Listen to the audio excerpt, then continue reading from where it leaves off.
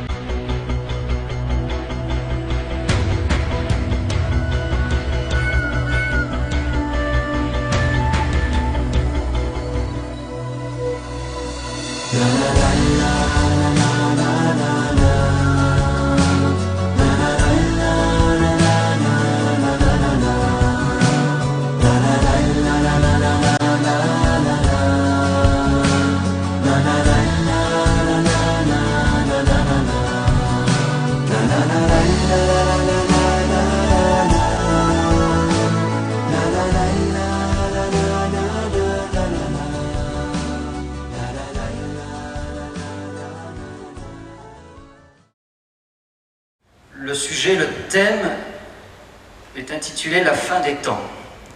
Alors, avant qu'on démarre réellement à l'intérieur du sujet, moi je voudrais, si vous voulez bien, qu'on essaie déjà d'essayer de savoir de quoi est-ce qu'on parle vraiment, qu'on essaie déjà de cerner en fait ce sujet-là, déjà en introduction très brève dans un premier temps, pour qu'on essaie de cadrer un petit peu les choses.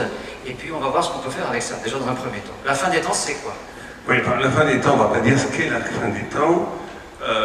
C'est vrai que l'affiche présentait une sorte d'aspect Dracula, la fin des temps sanguinaire, beaucoup de rouge dans la file d'annonce, il ne s'agit pas du tout de ça.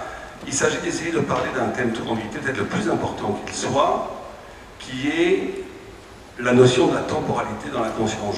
Or, ça a l'air compliqué, des mots compliqués, mais vous savez que pour nos sages, cette notion-là va déterminer la différence entre un tzaddik, un juste, d'un rachat. La conscience que les choses ne sont pas les choses du olam hazé, du ce monde-ci ne sont pas éternelles, que c'est à un moment donné et que c'est une paroi, une courroie de transmission pour arriver à une autre réalité beaucoup plus haute, et là, que cette conscience aiguë est la condition sine qua non de l'accès à la tzadikout et, et au bien. Alors, c'est formidable, en vérité, qu'on parle de ce sujet pendant Elul, parce que j'avais un rabbin qui posait une question tout à fait extraordinaire. Il disait, vous savez que dans Elul, il n'y a pas de texte dans la Torah. La Torah ne parle jamais d'Elul, clairement, jamais. Par contre, il y a des dizaines et des dizaines, peut-être des centaines, de ce qu'on appelle des remazim, ça veut dire des allusions dans la Torah, dans les Ketuvim, dans les Nevi'im, partout, tout le monde connaît Anilé Dodiv et Dodili, Gamatria et Elul, énormément de remez. Et il posait la question, il dit, comment se fait-il, à quoi ça sert d'avoir autant d'allusions, Et il donnait une réponse extraordinaire, et une Gemara qui dit, les Chacham Dai Beremiza. L'intelligence, celui qui possède le savoir, l'intelligence, la Chochma, ça suffit, il comprend tout de suite, il comprend avec un remède, il n'a pas besoin qu'on lui explique de façon insistante les choses. Et il disait que ça avait l'air de rien, ça avait l'air d'une faculté intellectuelle de comprendre un remède, de comprendre dans un clin d'œil les choses, mais il disait que ça va beaucoup plus loin que ça, parce qu'en réalité ça renvoie à l'essence même de ce que c'est la Chochma. Et on va voir pourquoi c'est lié à la nation de la vie des anges. Je prends 2 minutes, vous allez dire vraiment, je prends 2 minutes, parce que c'est une idée tellement fondamentale qui peut, je pense, être la base de poursuivre une discussion. Et il disait la chose comme ça, il disait que, vous savez que dans la Chochma, la notion de Chochma est très liée justement à la notion d'origine, du début. Reshit, Chochma, Yirat Hashem. Dans le Tirgum Yerushalmi, quand on dit Bereshit, la traduction de la création, du Bereshit, du commencement, c'est traduit Bechormata, avec l'intelligence. Alors en quoi est-ce que l'intelligence est liée au Réchit? Alors il expliquait comme ça. Il disait que la Chorma, l'intelligence, c'est justement la fulgurance d'une totalité qui est là en potentiel et qui va plus tard se développer, c'est ce qu'on appelle la Bina. La Bina va être la faculté de pouvoir extraire à partir de cette totalité intelligible qui est enveloppée en elle-même au début, qui n'est pas visible, mais ça va être cette faculté à partir de l'origine d'aller vers un sens, d'aller vers un développement. Or, qui dit, et c'était ça le plus grand secret, qui dit origine, Réchit, dit aussi Acharit. Acharit en hébreu, ça veut dire fin. Qui dit début, et on va voir que c'est peut-être un des éléments les plus importants, un des concepts les plus importants quand on parle de la fin des temps. On en parlera tout à l'heure, j'imagine. Tu sais, c'était une grande discussion qu'il y avait entre les sages d'Israël et les Grecs. Est-ce que le monde a un début? Si le monde n'a pas de début, il n'a pas non plus de fin. Or, si le monde a un début, il a une fin, forcément. On expliquera ça plus tard, peut-être. Mais en tous les cas, ce qui est très important, je finirai avec ça, c'est que si on a cette conscience intelligible de l'intelligence, qui a un début, qui a une origine, s'il y a un début, s'il y a une origine, il y a un sens, il y a une orientation. Le monde n'est pas simplement un point de vue, la pensée n'est pas simplement un point de vue sur le monde, mais la Torah ne révèle pas simplement un point de vue sur le monde. Celui qui étudie la Torah est dépositaire de l'orientation du monde, du sens du monde. Et qui dit l'orientation du monde, dit début, dit but, et dès qu'il y a but, il y a fin. Or, ce qui est très important pour nous de comprendre, c'est que cette notion de renouvellement, cette notion qu'on peut arriver à un renouveau, ne va être effective, ne va être possible que si justement on est capable d'aboutir, de finir, de conclure ce qu'on vit actuellement. Pour être plus clair, il ne peut pas y avoir de renouveau. Le renouveau dans la vie même de chacun d'entre nous. Le renouveau est possible de commencer une nouvelle vie plus noble, plus haute, plus intéressante. Ça ne sera possible que si on est capable de conclure un cycle précédent. Si on reste toujours dans l'inachevé du cycle précédent, si le Réchit n'arrive pas à son bout, il n'y aura jamais de Chidouche. On sera toujours dans un Hemshech, dans une continuation perpétuelle. On n'arrivera jamais à quelque chose de nouveau. Pour arriver à quelque chose de nouveau, et il faut bien comprendre que c'est la structure même de l'être, mais c'est aussi la structure psychologique de chacun d'entre nous.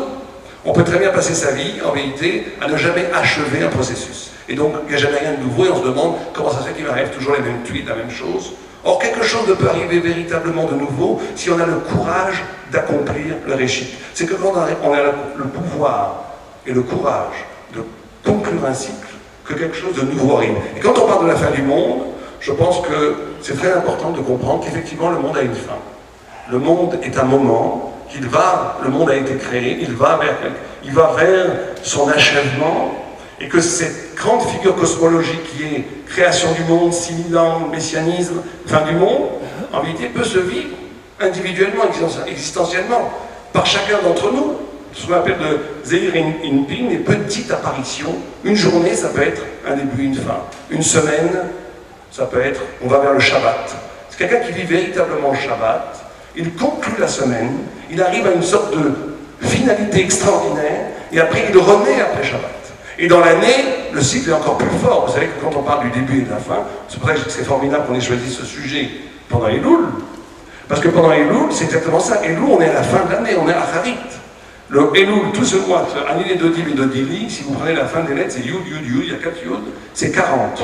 C'est 40 jours entre Rosh Chodesh Elul et Yom Kippour. Ces 40 jours, ils sont composés de 30, qui est le mois d'Elul, et 10. Les 30, c'est la Harit, c'est la fin de l'année. Et on ne pourra vivre le début, un début radical, merveilleux des 10 jours de Tchouva, que si on est capable pendant cette période de conclure des choses, de faire le bilan, de s'arrêter un peu, de dire qu'est-ce que j'ai fait cette année? Qu'est-ce que j'ai fait toute l'année? Où est-ce que je vais arriver? Quand j'ai la conscience, le courage de me regarder en face et de m'hypodète, de me mesurer avec la notion d'accomplissement, à ce moment-là, un nouveau départ peut commencer. Ce qui est intéressant de voir dans nos maîtres, c'est qu'ils font une sorte de lien entre un mécanisme qui nous dépasse complètement, qui est le mécanisme de la création même du monde, quelque chose de l'ordre du cosmologique, de l'ordre de la nature même de l'être, et de notre existence singulière, personnelle, ma petite existence à moi. Je dois être capable de revivre existentiellement, singulièrement, à ma façon à moi, ces grands mouvements du sens qui va être de Réchit à Harit, et c'est ce qu'on va essayer de découvrir, de dévoiler, d'effeuiller ce soir, enfin en tous les cas je l'espère. Alors si j'ai bien suivi Rav Sadin, on a ici donc un lien entre un mouvement du monde, et notamment le cycle du temps ici, et le cycle du temps et le mouvement du monde qui doit être lié à, on va dire justement, un développement personnel, en tout cas une approche personnelle. Est-ce que vous êtes dans est-ce que pour vous le sujet est lié à cette direction? Est-ce qu'il y a un autre éclairage qui appartient à ce sujet? Écoutez, c'est tout d'abord quand on m'a proposé de réfléchir sur ce sujet, les tentations millénaristes qui créent parfois des grandes angoisses, eh bien, me font sourire, et pour une raison très simple, c'est que, au fond, ce qui nous importe, c'est pas de savoir ce qui va se passer demain, mais c'est ce qu'on va faire d'aujourd'hui. Et j'ai l'impression que, bien sûr, et je vais rebondir sur ce que Raphaël a dit, qui est passionnant, c'est normal, c'est toujours passionnant, c'est de se dire pourquoi on a besoin, au fond, de se confronter à ça. C'est quoi ce désir sans arrêt de savoir qu'est-ce qui va se passer? Alors, bien sûr, ce désir de savoir ce qui va se passer peut parfois être l'expression d'une volonté d'intervenir sur le cours de l'histoire. Et lorsque l'on parle de la fin des temps, qu'est-ce que ça change de savoir concrètement comment les choses vont se réaliser? Ce besoin serait-il là pour calmer des peurs et des angoisses, exorciser quelque chose? Ça, je crois que c'est déjà la première question que j'ai. Alors bien sûr, Acharit Hayamim, la fin des temps. Et dans le mot Acharit, il y a le mot, pardonnez-moi, Acher, autre, quelque chose d'autre. Et c'est un petit peu ce que Raphaël disait. Lorsque l'on parle de fin, on parle de quelque chose d'autre. Et il y a un texte très intéressant qui nous dit que à la fin des temps, eh bien, chacun d'entre nous devra chanter une chanson à l'Éternel, au Créateur de l'univers. Chacun va devoir exprimer son shir, son chant. Et d'ailleurs, vous le savez, on le dit le soir du Seder, que le dernier des chants sera un chant qui ne se dira pas shira, mais shir, parce qu'il sera à l'image du masculin qui ne porte pas à l'intérieur de lui, de la même manière que l'être féminin, l'idée du futur. On sait très bien que le féminin, c'est Nokevan, Nekev, c'est une ouverture, c'est l'idée de la continuité permanente. Eh bien, il y aura une succession de chants au féminin, et puis à la fin, ce sera le chant au masculin, c'est-à-dire la fin de quelque chose définitive.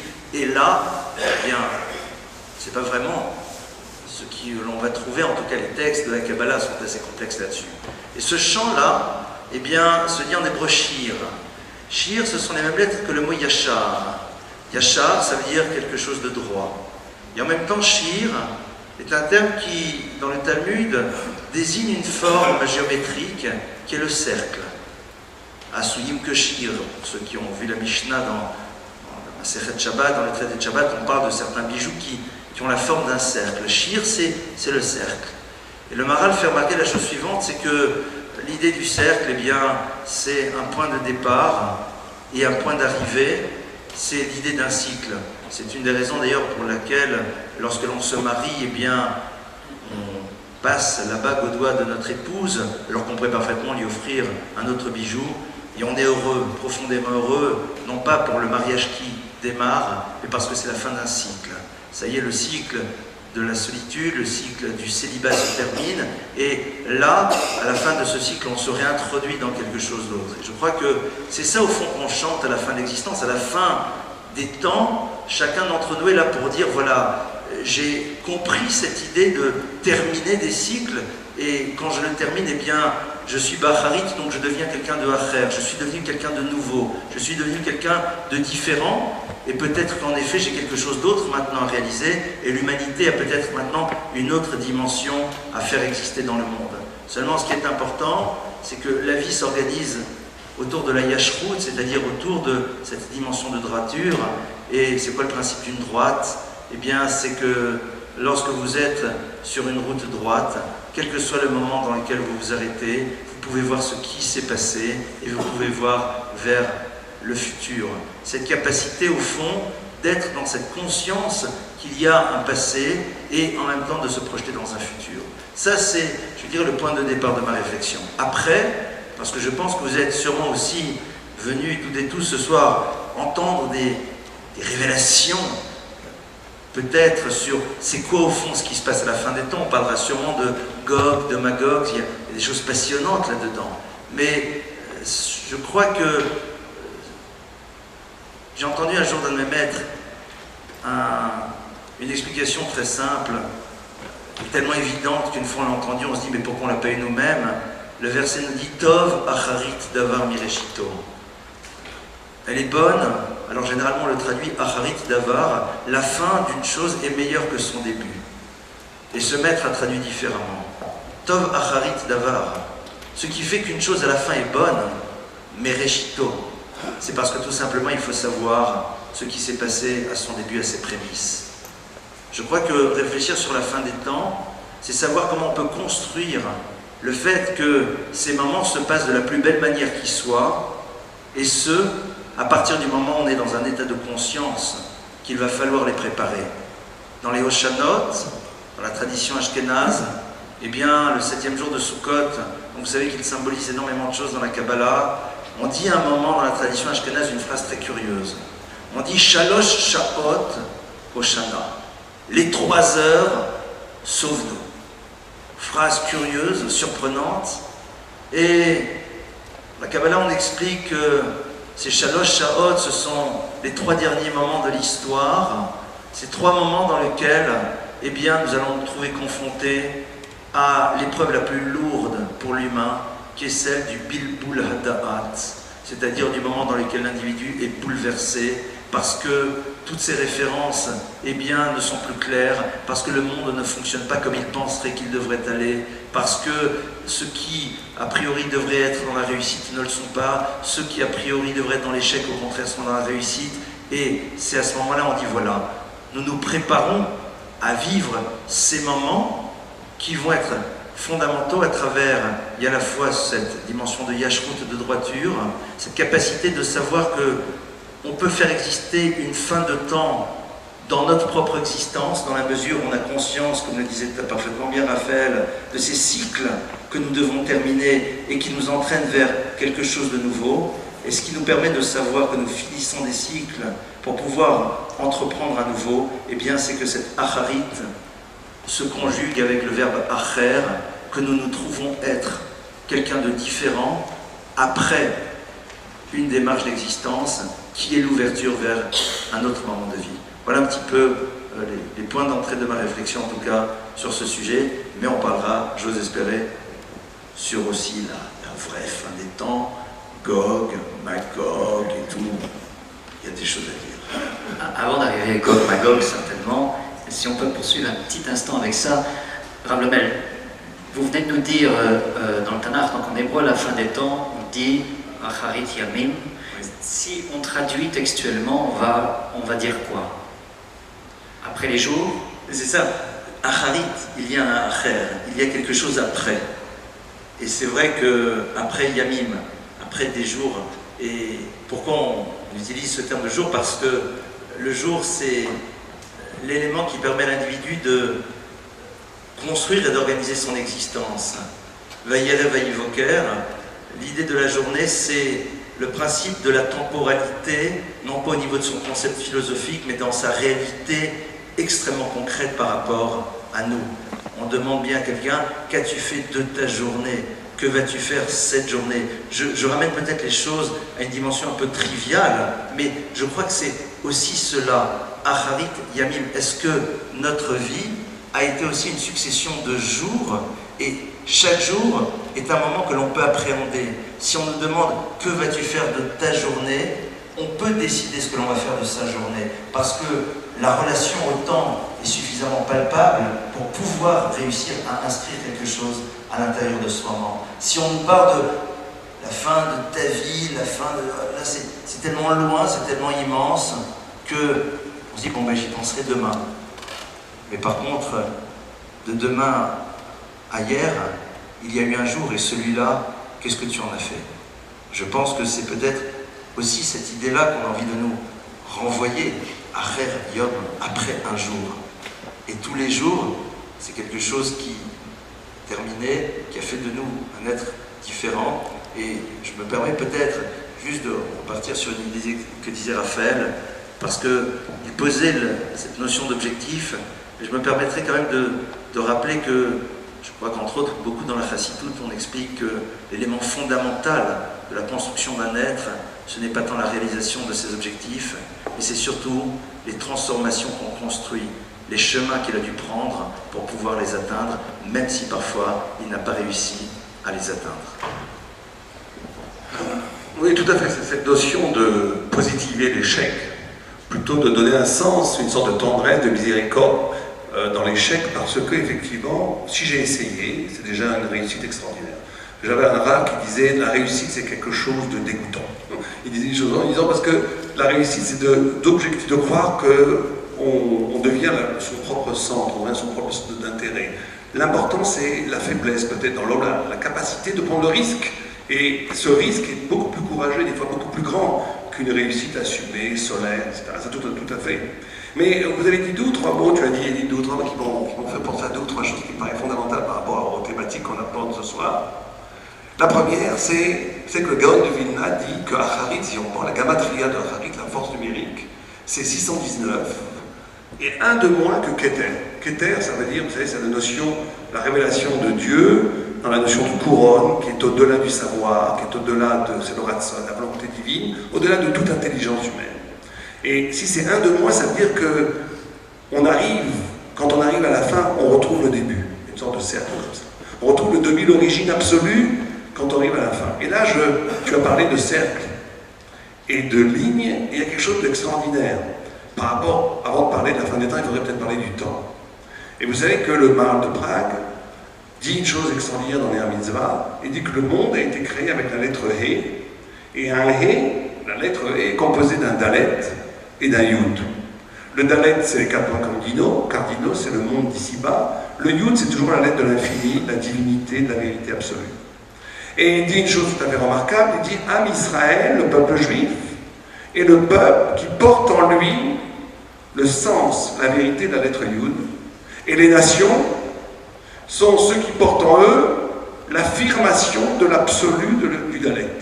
En d'autres termes, il y a une lutte, une guerre qu'on ne voit pas tous les jours malheureusement, mais qui existe. Une guerre métaphysique très profonde, qui est d'ailleurs l'origine de tous les antisémitismes. Ceux qui cherchent l'origine de l'antisémitisme, il est là. C'est que le peuple d'Israël est comparé à la lune, entre autres, parce qu'il est le reflet de la divinité, il est le reflet d'un ailleurs, il est le reflet d'un acharit, il est le reflet d'un radicalement autre, de quelque chose qui échappe à toutes les lois et les déterminismes du monde. Les nations vont poser bien qu'elles vont elles aussi avoir des expériences spirituelles, mais ces expériences spirituelles vont toujours être en plus. La religion, pourquoi pas, c'est bien, mais ce qui est vrai, c'est le politique, c'est l'histoire, c'est l'économique, c'est le réel, c'est ce qu'on voit. Ils vont rendre absolu le Dalet. Am Israël va rendre absolu le Yud. Et le monde, bon, parce qu'ils vont bien vivre dans le monde, c'est que c'est le premier Rashi fabuleux que je ne me lasse jamais de citer. Le premier Rashi dit, la Torah aurait dû commencer avec la première mitzvah, pourquoi elle commence sur la création du monde. Et il répond, c'est pour nous donner le droit d'avoir une terre en Israël. Regardez ce que Rashi dit. Rashi porte tellement fort en lui la notion que Am Israël habite un territoire spirituel. Le territoire de Am Israël, c'est la Torah. Le territoire de Am Israël, c'est la parole de Dieu. Le territoire de Am Israël, c'est le temps de Rosh Chodesh. La première mitzvah, c'est Rosh Chodesh. Un temps qui n'obéit pas du tout aux lois de l'histoire. Un temps qui échappe à tout déterminisme. Vous savez que c'est une chose qui a fasciné Tolstoï, Jean-Paul Sartre et d'autres, que d'après tous les critères sociaux historiques, normalement le peuple juif aurait dû disparaître depuis très longtemps.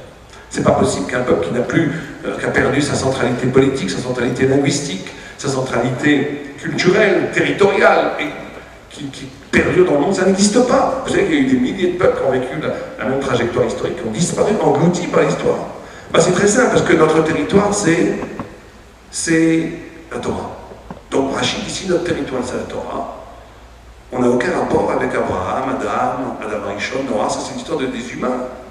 Donc nous, on habite la Torah, on aurait dû commencer avec la Torah. Et il répond non. Dieu veut, comme il ne veut pas qu'on soit un peuple de prêtres, il veut nous donner une assise dans le monde. Donc il nous dit, on va raconter l'histoire de la création du monde physique pour que vous ayez le droit à avoir une part sur la terre physique. Regardez ce que ça veut dire. C'est-à-dire que chez les peuples, avant tout, ce qui est prégnant, ce qui est premier, c'est le territoire. Tous ceux qui connaissent un peu la poésie classique française, la France, les chants français, Victor Hugo, la terre natale, la terre nourricière. La France, c'est la terre. J'habite avant tout une terre qui va faire jaillir une poésie, une culture. Au-dessus de ça, je peux rajouter un peu de spiritualité, c'est très possible. Le peuple, donc ce qui est évident, c'est la présence du monde. Le chidouche, la nouveauté, c'est la spiritualité. Chez le peuple juif, c'est exactement le contraire. L'évidence, c'est la spiritualité. Le chidouche, c'est d'habiter la terre. Alors c'est comme ça, si on comprend bien ça, ça résout énormément de problèmes par rapport sioniste, pas sioniste. On est tous sionistes, on est tous pas sionistes, on est tous sionistes quand il s'agit d'habiter le terre d'Israël, à partir d'un point de vue, au début, qui est un point de vue historique, spirituel. On investit la terre, le monde, à partir d'une parole de Dieu. Là, c'est tout à fait possible. Et donc, Am Israël est la représentation de ce lieu, de cet infini, de cette divinité. Et on dit que c'est ça le lieu d'absolu. Le monde ici, il est éphémère. Il n'est qu'une des visages de la création. Les goïms disent, mais ça ne va pas la tête. Le monde est éternel, il est éternel, il existe. Il va y avoir une guerre métaphysique et c'est ce qui va susciter à la fin des temps la guerre de Gog ou Magog, parce qu'on va tellement être une épine dans le pied de la réalité qu'on va décider de nous détruire tous. Et toutes les armées du monde vont bien nous entourer, mais ça on en parlera tout à l'heure. Mais ce que je veux dire par là, tu as parlé, Elie, de cercle et de cycle, donc une courbe, comme ça un cercle, et aussi de ligne. Vous savez qu'il y a deux formes de temps. Avant de parler de la fin du temps, on va parler un tout petit peu du temps. Je vais prendre 2 minutes. Il y a une personne qui va vivre sa vie en cercle. Ça veut dire que, vous savez que le cercle, il a une sorte de qualité, que dès les premiers, même si c'est un cercle qui fait des milliards de kilomètres de circonférence, à la premier millimètre du début du cercle, n'importe quel mathématicien vous dira ça, tout est déjà inscrit. On sait déjà quelle courbe va prendre le cercle. Et ça, c'est en même temps un Yetzer Hara et un Yetzer Tov. C'est un Yetzer Hara parce que ça veut dire on fait du surplace. On fait du surplace, on ne bouge pas. On revient toujours, on tourne en rond. Mais d'un autre côté, c'est aussi la force de ce qu'on appelle l'identité, c'est le féminin. Le féminin, c'est que plus je crois que je m'éloigne de moi, plus en vérité je reviens à moi. Plus je crois que je m'éloigne de la Torah, plus je reviens à la Torah. Plus je crois que je ne suis pas juif, plus je reviens juif. C'est la notion du féminin. Le féminin, une femme, elle peut aller même avec un non-juif, l'enfant sera juif. C'est quand même très fort de faire que le père n'est pas juif, l'enfant est juif. Pourquoi? Parce que le féminin, c'est le cercle, il a la capacité de broyer, d'absorber, c'est l'identité. Mais l'identité seule, c'est rien de ça. C'est la féminité. Le masculin, c'est celui qui va de l'avant. Il s'éloigne de l'origine. Mais il bâtit, il construit. Il y a Yetzer Hara, Yetzer Tov, les deux. Yetzer Hara parce qu'il oublie l'origine. Il se perd dans sa construction, il croit qu'il devient ce qu'il construit. Il oublie d'où il vient. Mais Yetzer Tov parce qu'il construit, il s'échappe au déterminé. C'est pas un animal, il peut construire un destin. Le tzaddik, c'est celui, je ne sais pas, il faudrait faire une sorte de dessin, je ne sais pas s'il y a des artistes ici. Il faudrait créer une nouvelle figure du cercle et de la ligne qui serait une sorte de transcendance, une courbe, une sorte de geste extraordinaire de l'artiste qui mélangerait dans un seul mouvement le cercle et la ligne. Et être juif, c'est d'avoir les deux en même temps. Alors, juste pour conclure, le cercle et la ligne, ça veut dire que je bâtis, que j'avance, que j'échappe à mes définitions, que je deviens quelqu'un que je n'ai jamais été avant, que je découvre des potentialités en moi absolument inconnues, mais que justement, dans cette nouveauté, je reconnais que ça a toujours été là. Et c'est ça, être juif. C'est ce qu'on appelle du vieux vin dans du raisin neuf. Ce qui paraît absolument nouveau, un dépassement de tous les déterminismes, de ne pas être le produit de son histoire sociale, de son histoire familiale, de ne pas être juste la répétition de la reproduction de l'espèce. Être capable de créer quelque chose qui ne doit rien à l'histoire de ma généalogie, qu'elle soit sociale, sociologique, vous comprenez? Créer quelque chose de l'âme, c'est tout à fait nouveau, tout à fait nouveau. Mais de comprendre que ce tout à fait nouveau était en réalité toujours là. Quand on fait les deux en même temps, là on est un juif. Là on arrive à ce qu'on appelle être juif. Et comme on l'a dit au début, et je crois qu'il faut toucher à ce point, et après je laisserai la parole à Ravelli, vous savez qu'il y avait une grande discussion, et c'est vrai que c'est très très lié. Que la fin des temps est très liée à la notion du temps, et je vais vraiment prendre une minute pour expliquer ça. Il y avait une discussion dans l'Antiquité, et d'ailleurs jusqu'à aujourd'hui. Est-ce que le temps est éternel ou pas? Parce que ce qu'on vit actuellement, ça a toujours été, et ça sera toujours. Ou non, il y a un début. Et les sages d'Israël ont posé la question, comment ça se fait qu'Aristote, pour ne pas le nommer, pensait qu'il y avait l'éternité de la matière, que le temps était éternel. Pourquoi est-ce qu'il pensait comme ça? Et qu'il n'y avait pas de début. Parce que c'est très lié de penser qu'il n'y a pas de début et de penser que c'est éternel. Parce que quand on vit de façon balabatiche, on appelle ça, on va dire nous de façon naturelle, le temps. Quand vous vivez le temps, c'est quoi le temps? Si je vous demande c'est quoi le temps pour vous, c'est quoi? Si je vous demandais de donner une image au temps, ça serait quoi que vous donneriez comme image? Tout le monde va pratiquement de façon instinctive, naturelle, donne comme image quelque chose qui coule.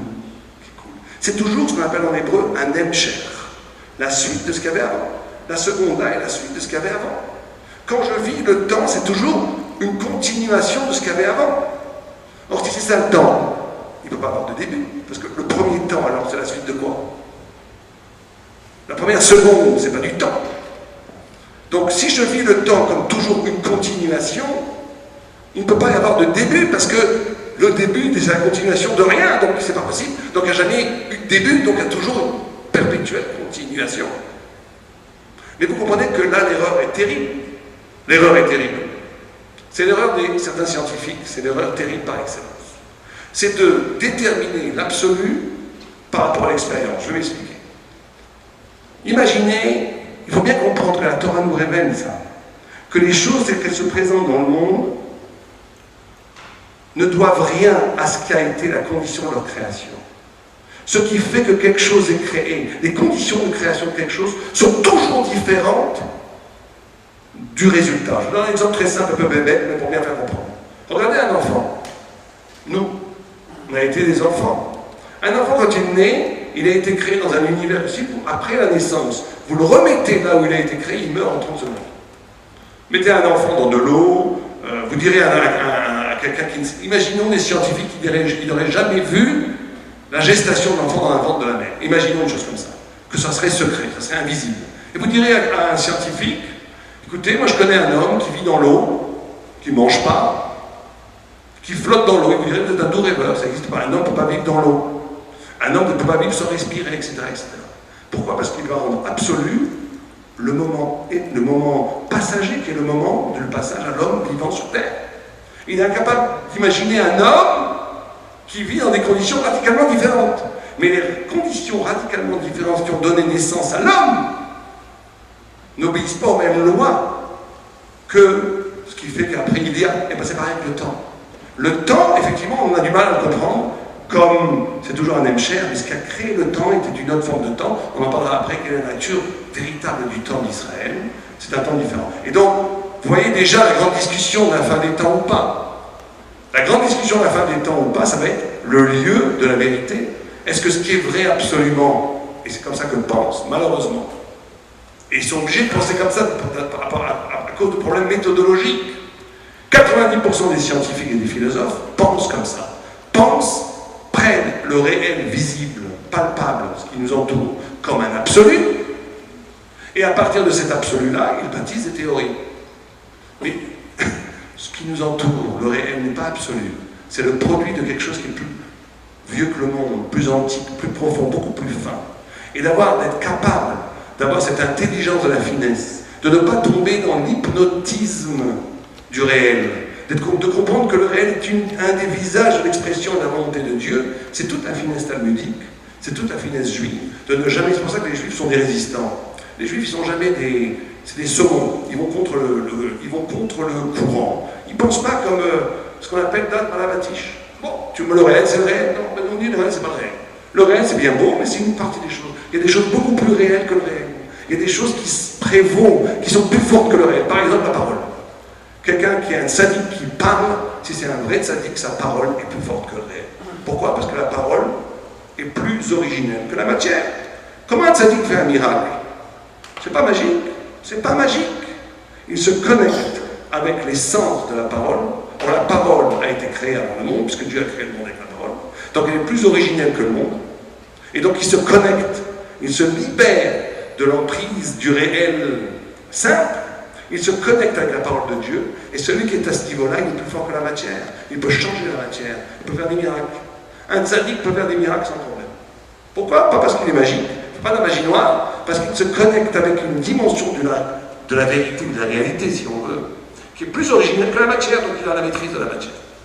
Et donc c'est dans cette finesse-là d'approche que je pense qu'on peut arriver à générer des nouveaux concepts purement juifs qui peuvent nous arracher du diktat de l'évidence. Il faut sortir du diktat de l'évidence. Il faut être capable de toucher à des niveaux de finesse de compréhension qui nous arrachent, qui nous libèrent des évidences premières qui ont l'air comme ça, mais c'est jamais aussi simple.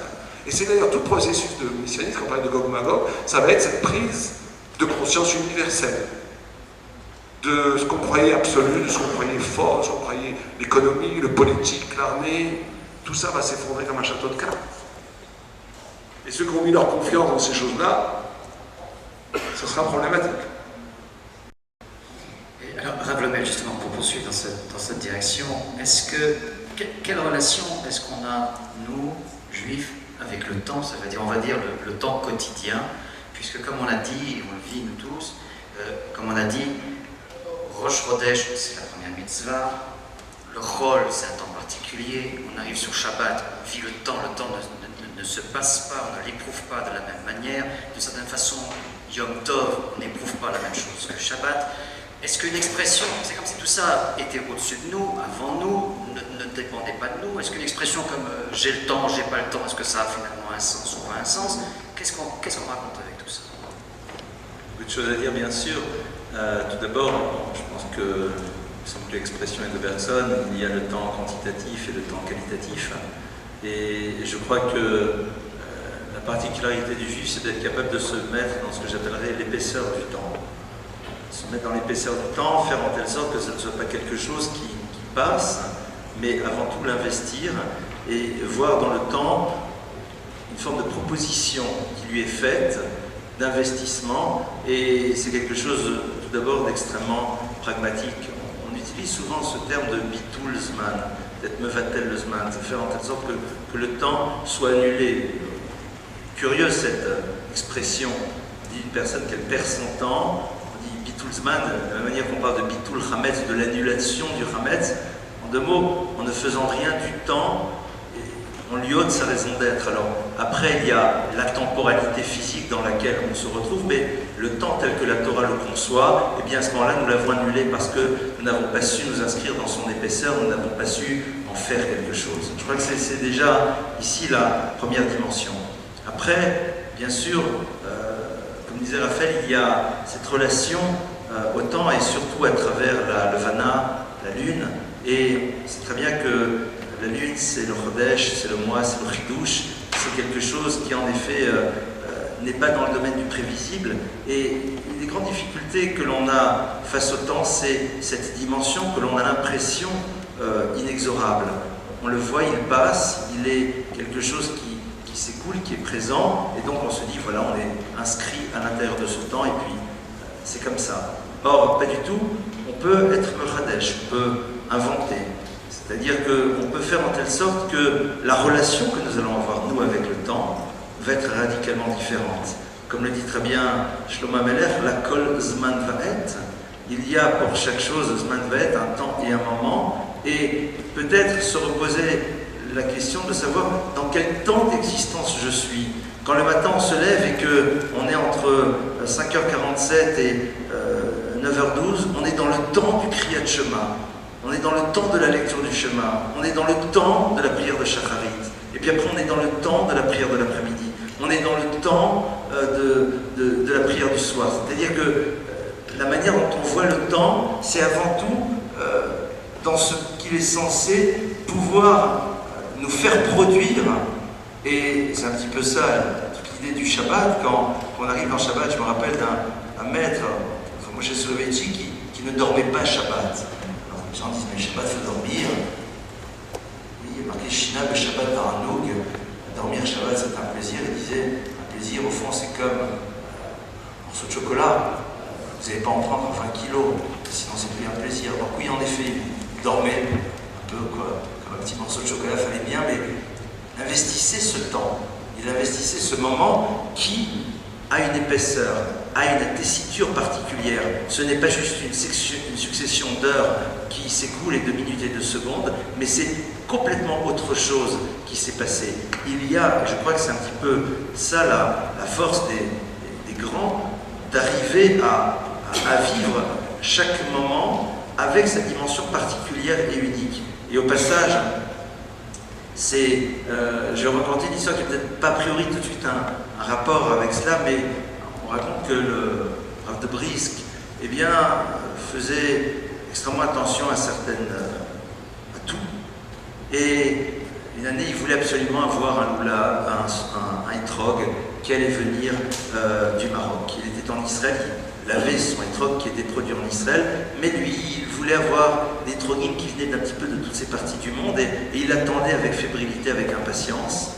Et puis Sukkot arrive, l'étrog arrive, il peut être dédouané, c'était il y a longtemps en Israël, et Sukkot se termine, et puis brusquement il devient un calme olympien absolu. Et tout le monde ne comprend pas parce qu'il était tendu, il espérait tellement voir ce etrog, et le Briskorov dit ça y est, le temps est terminé. C'est-à-dire qu'il y avait quelque chose à investir dans ce moment-là, je voulais l'investir, maintenant que je ne l'ai pas fait dans ce moment-là, ça y est, ça ne me touche plus, puisque je suis déjà dans un autre moment, je suis à l'intérieur d'un autre temps. Et peut-être qu'une de nos grandes difficultés aujourd'hui, c'est de réapprendre à prendre conscience du temps, dans sa dimension d'épaisseur, dans sa dimension qualitative, ce qui peut y exister, arriver à percevoir sa dimension particulière et unique. Et ça, c'est peut-être un peu difficile. Pourquoi? Parce que notre rapport au temps a totalement été bouleversé. On n'est pas capable d'envisager qu'entre le moment où nous désirons quelque chose et la réalisation de notre désir, il se passe un temps quelconque. On veut, donc il faut qu'il y ait, c'est le principe d'Internet, c'est le principe de tous ces systèmes qui font qu'entre mon désir et la réalisation de celui-ci, eh bien, on est dans l'immédiateté. Et je crois que cette forme d'immédiateté permanente dans laquelle on se trouve nous fait perdre cette capacité de goûter à ce que chaque moment renferme dans ce que nous pouvons véritablement y faire exister. Pouvoir prendre le temps, c'est arriver à ce paradoxe de ces maîtres très connus de la chassidoute de Gour, qui étaient des personnalités qui sans arrêt étaient dans une forme de zrizout, d'empressement, et qui malgré tout, quand elles faisaient ce qu'elles devaient faire, eh bien, on avait l'impression qu'elles avaient tout le temps. Il y a à la fois cette conscience d'être dans une forme d'empressement permanent, et en même temps, dès le moment où elles réalisaient une chose, alors elles s'inscrivaient profondément dans ce qu'elle devait faire à ce moment-là. Et là, il y avait cette dimension très paradoxale d'une personne qui était dans une rapidité et en même temps dans une forme, j'ai presque envie de dire, de mouvement immobile. Parce qu'au moment où elle devait vivre ce que ce moment devait construire, alors elles emplissaient pleinement ce temps qui était à leur disposition. Est-ce qu'il y a des outils à notre disposition qui nous permettraient d'approcher cette attitude? Alors, j'ai toujours très peur des outils, parce que souvent on confond les outils avec des trucs, avec des recettes de cuisine. Et en même temps, tout le monde connaît l'enseignement de Rabbi Abraham de Mir qui disait que chacun doit savoir ce qu'il possède dans sa boîte à outils. Donc, les outils, c'est aussi les éléments qui sont mis à notre disposition. Je crois que ça commence peut-être d'abord à se mettre en phase avec le rythme que la Torah nous demande d'avoir dans la relation au monde et à la vie. On sait très bien que Sarah, dit le texte, a vécu 100 ans, 20 ans et 7 ans. Alors tout le monde connaît Rachid qui pose la question pourquoi on n'a pas dit 127, et Rachid de dire la beauté, les fautes, dire qu'à chaque âge elle était comme à l'âge précédent au niveau des qualités extraordinaires. Et Rav Shimshon Raphaël Hirsch fait remarquer quelque chose de très intéressant. Il dit 100 ans, 20 ans, 7 ans pour dire qu'elle a vécu pleinement les différentes périodes de son existence. Et je crois que c'est peut-être ça qui va être intéressant. Ne pas sans arrêt se préoccuper du lendemain, mais savoir faire en telle sorte que ce que nous devions vivre à l'instant était vécu pleinement, totalement et de manière absolue. Je me rappelle un jour avoir été à Ben Gurion, là où vous avez donc la petite synagogue là-haut, et puis il y avait un rav très connu qui était là-bas, qui faisait cette fila. Et il était complètement dans le temps de cette fille-là. Et on a l'impression que c'était un homme qui avait son avion sans doute à 11 h du matin.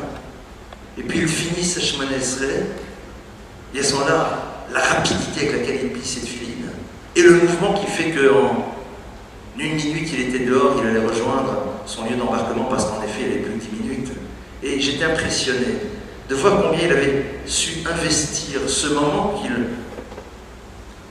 qui était réservé pour ça.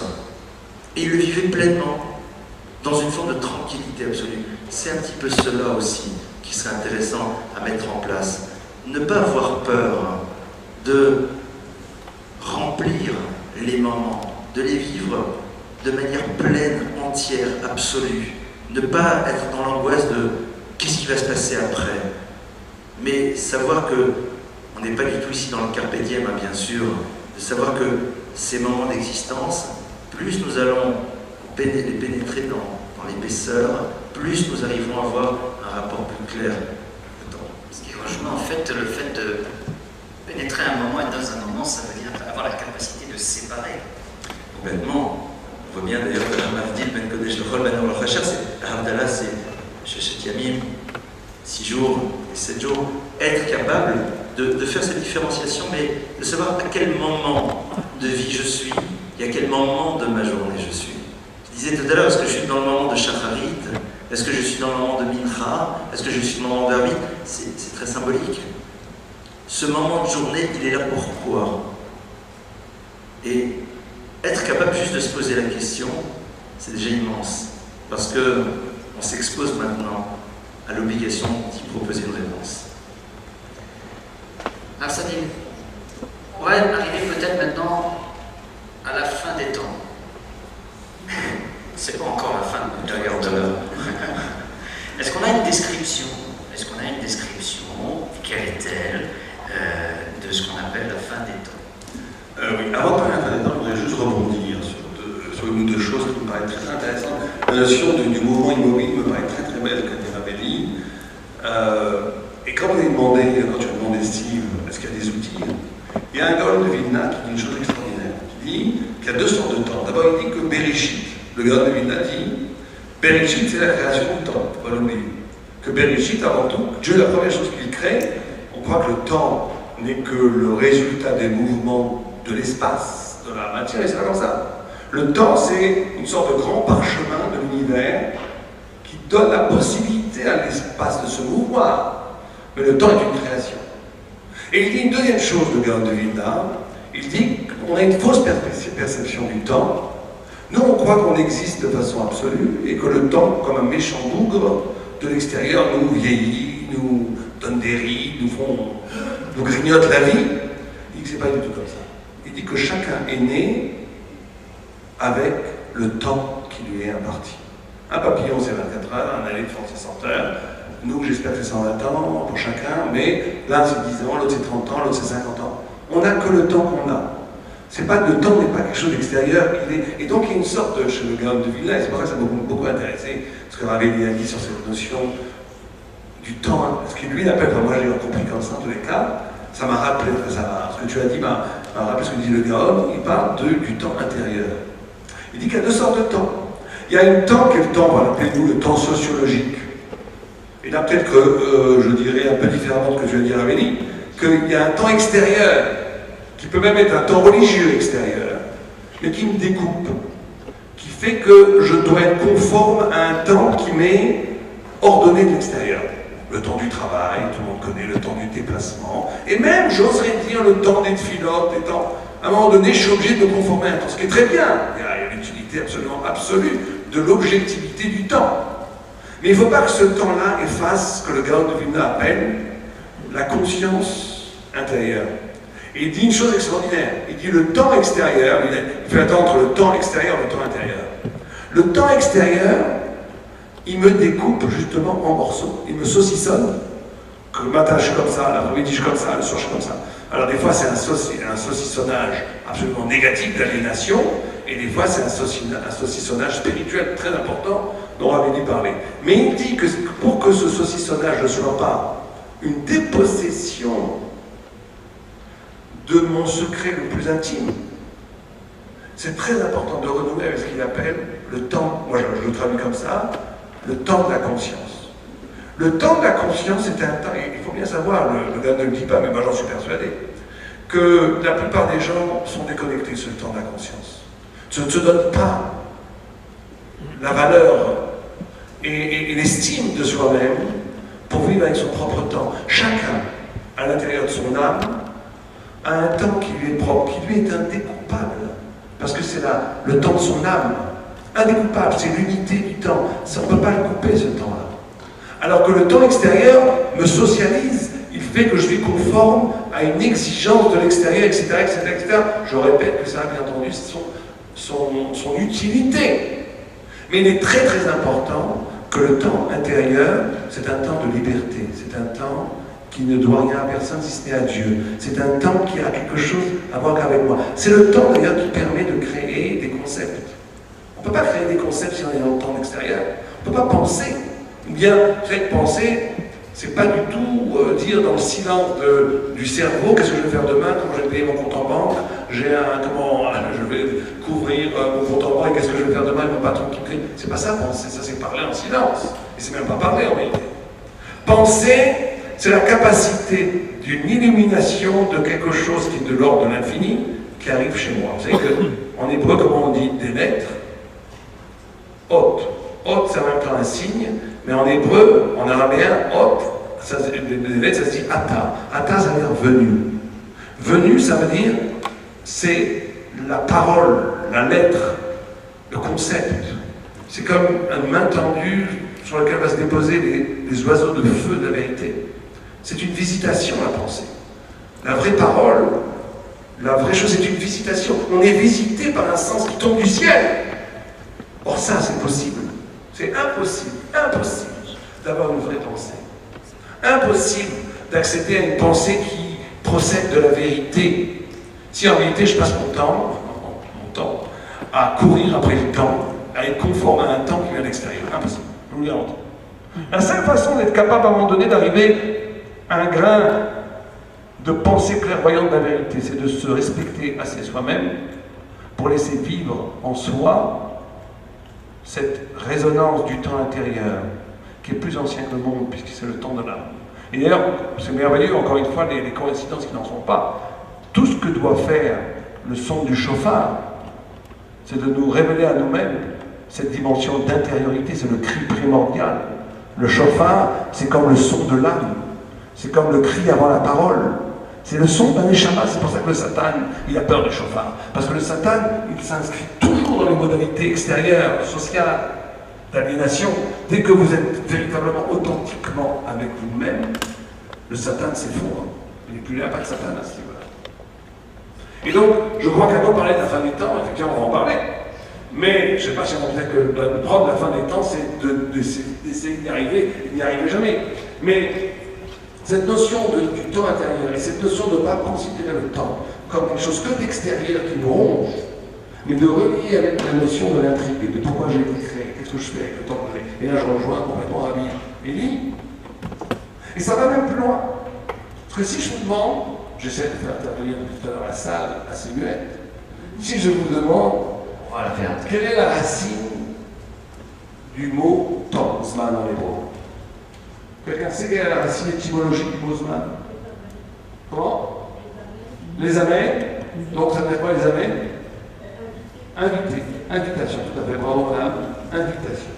Et je ne crois pas, j'ai fait un petit peu de recherche, pas vraiment sur les 150 langues, je ne crois pas qu'il y ait une autre langue au monde où l'étymologie du temps est liée à l'invitation. Pourquoi? Parce que le temps chez les nations, dans la conscience encore une fois naturelle, qui est la mère de tous les vices, est toujours vécu comme où le centre de gravité du temps, c'est le passé. Un moment est toujours le résultat du passé. Ce que je vis maintenant est conditionné par des causes du passé. Tout le monde comprend que dans un temps comme ça, c'est un plan mortifère. C'est comme si je vis la mort, le temps passe, il meurt, le temps passe, il meurt, le temps passe, il meurt. C'est comme si on mourait un peu toutes les secondes. Puisque ce que je vis maintenant n'est que le résultat de causes qui sont déjà mortes dans le passé. Quand je dis que le temps a pour étymologie la notion de azmana, d'invitation, c'est que le centre de gravité du temps, c'est quoi? C'est pas le passé, c'est quoi? C'est le futur. C'est le futur. Le temps m'invite à révéler quelque chose qui m'est promis. C'est le temps de la promesse. C'est le temps messianique. Or, le juif, c'est ça. Le juif, c'est quelqu'un qui est capable de vivre un présent, et c'est pour ça qu'il est immortel, c'est pour ça qu'il est éternel, parce qu'il n'est pas conditionné par des causes. Celui qui aurait vécu au temps d'Abraham Avinu, celui qui aurait vécu en Babylonie, aurait vu cet empire immense de Babylonie, qui a détruit Jérusalem et qui a exilé le peuple d'Israël. Tout le monde aurait dit, personne n'aurait mis un copec sur l'avenir d'Israël, et tout le monde aurait dit, l'empire babylonien est éternel. Or, aujourd'hui, il ne reste même pas des ruines de l'empire babylonien, il n'y a plus rien. Les 7 jardins suspendus, c'est un fantasme littéraire, on ne sait même pas ce que c'est. Et nous, on est toujours là.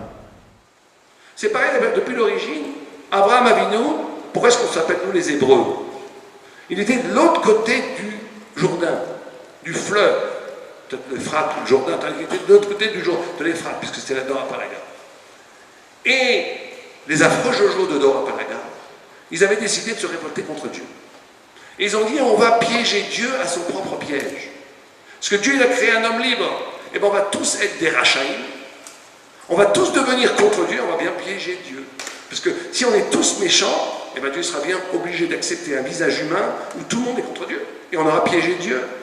C'était Nimrod qui pensait comme ça. Et un des conseillers de Nimrod, comme un petit Astérix, arrive et dit, mais attendez, votre majesté, il y a un problème. Quel est le problème? Ben, il y a Abraham, qui est de l'autre côté du fleuve, qui n'est pas dans la combine. Il ne veut pas, lui. Il ne veut pas faire avec lui. Et Nimrod rit dans un éclat de rire qui fait trembler tout le palais, dit, cette mule-là n'a pas d'avenir. Il n'a pas d'enfant, il n'a pas d'avenir. C'est nous l'avenir, c'est Internet l'avenir, c'est le politique, c'est nous l'avenir, c'est les médias. Ces gens, les yeshivot, qui étudient dans les bougies, dans les caves, ils n'ont aucun avenir. Qu'est-ce qui s'est passé? Dora-Palaga, on a encore une fois, on ne sait même pas où c'est. Abraham est le géniteur de tout, non seulement des juifs, mais des chrétiens, de l'islam, de tout. Et c'est ça, être juif. Yud Yaakov. C'est qu'étymologiquement, Yaakov, c'est Yud Kov. Yud, c'est un futur. Kov, en hébreu, c'est la malédiction, c'est la mort. Être juif, c'est celui qui est capable de donner un avenir à ce qui est donné pour mort. Être juif, c'est ne pas être dépendant de causes du passé. Pourquoi tous ces empires ont disparu? Parce qu'ils dépendaient de causes. Ils étaient une construction archéologique du temps. Les causes disparaissent, aussi puissants soient-ils, les empires s'effondrent dans l'histoire. Le peuple juif n'est pas le produit de causes. Il est lié à l'espérance messianique, il est lié par le futur. Il vit un temps dont l'essence lui-même est reliée au dévoilement du visage messianique. Il vit dans le futur, il vit dans l'espoir. C'est le peuple de l'espoir. Donc il est immortel, il est éternel. Non seulement il est éternel, et là je rejoins complètement Ravelli, mais à partir de cette archéologie du savoir, à partir de cette poétique de l'existence, le peuple juif est capable de transformer la malédiction en exultation. Puisque toute chose, même si elle est morte, même si elle est pourrie, corps, ça veut dire pourriture, elle est pourrie que dans l'instant où elle est maintenant, elle est morte. Mais si tu la relis à un avenir, si tu lui donnes un peu d'espoir, elle va se transformer en quelque chose de merveilleux. Et d'ailleurs, c'est ce qu'il faut faire avec les gens autour de nous. Un tzaddik, c'est celui qui est capable de rendre les gens autour d'eux, de leur redonner confiance. C'est ça un tzaddik. Et quand je dis un tzaddik, c'est chacun d'entre nous. Chacun d'entre nous doit être capable, avec sa femme, avec son mari, avec ses amis, avec ses enfants surtout, de leur donner confiance. Confiance, c'est l'avenir. Vous savez que l'amour dans la Torah se dit rachamim, et c'est la même étymologie que rechem, matriciel. Aimer quelqu'un, c'est lui donner du futur. Ne pas aimer quelqu'un, c'est de le juger pour ce qu'il est. T'es comme ça, c'est fini, c'est fini. Ça, c'est le djinn. Quand tu juges quelqu'un que pour ce qu'il est, tu le réduis. Ton regard est réducteur. Tu le tues, tu l'assèches. Tu lui enlèves ce qu'il y a de plus beau en lui, la possibilité de devenir extraordinaire. Mais il va devenir extraordinaire si on est capable de le voir extraordinaire. C'est le recette. Le recette, c'est donner une chance. Comment je donne une chance? Parce que je vois le futur. Je vois que tu peux devenir meilleur. Et donc, vous voyez que la notion du temps, c'est pas juste une notion abstraite philosophique.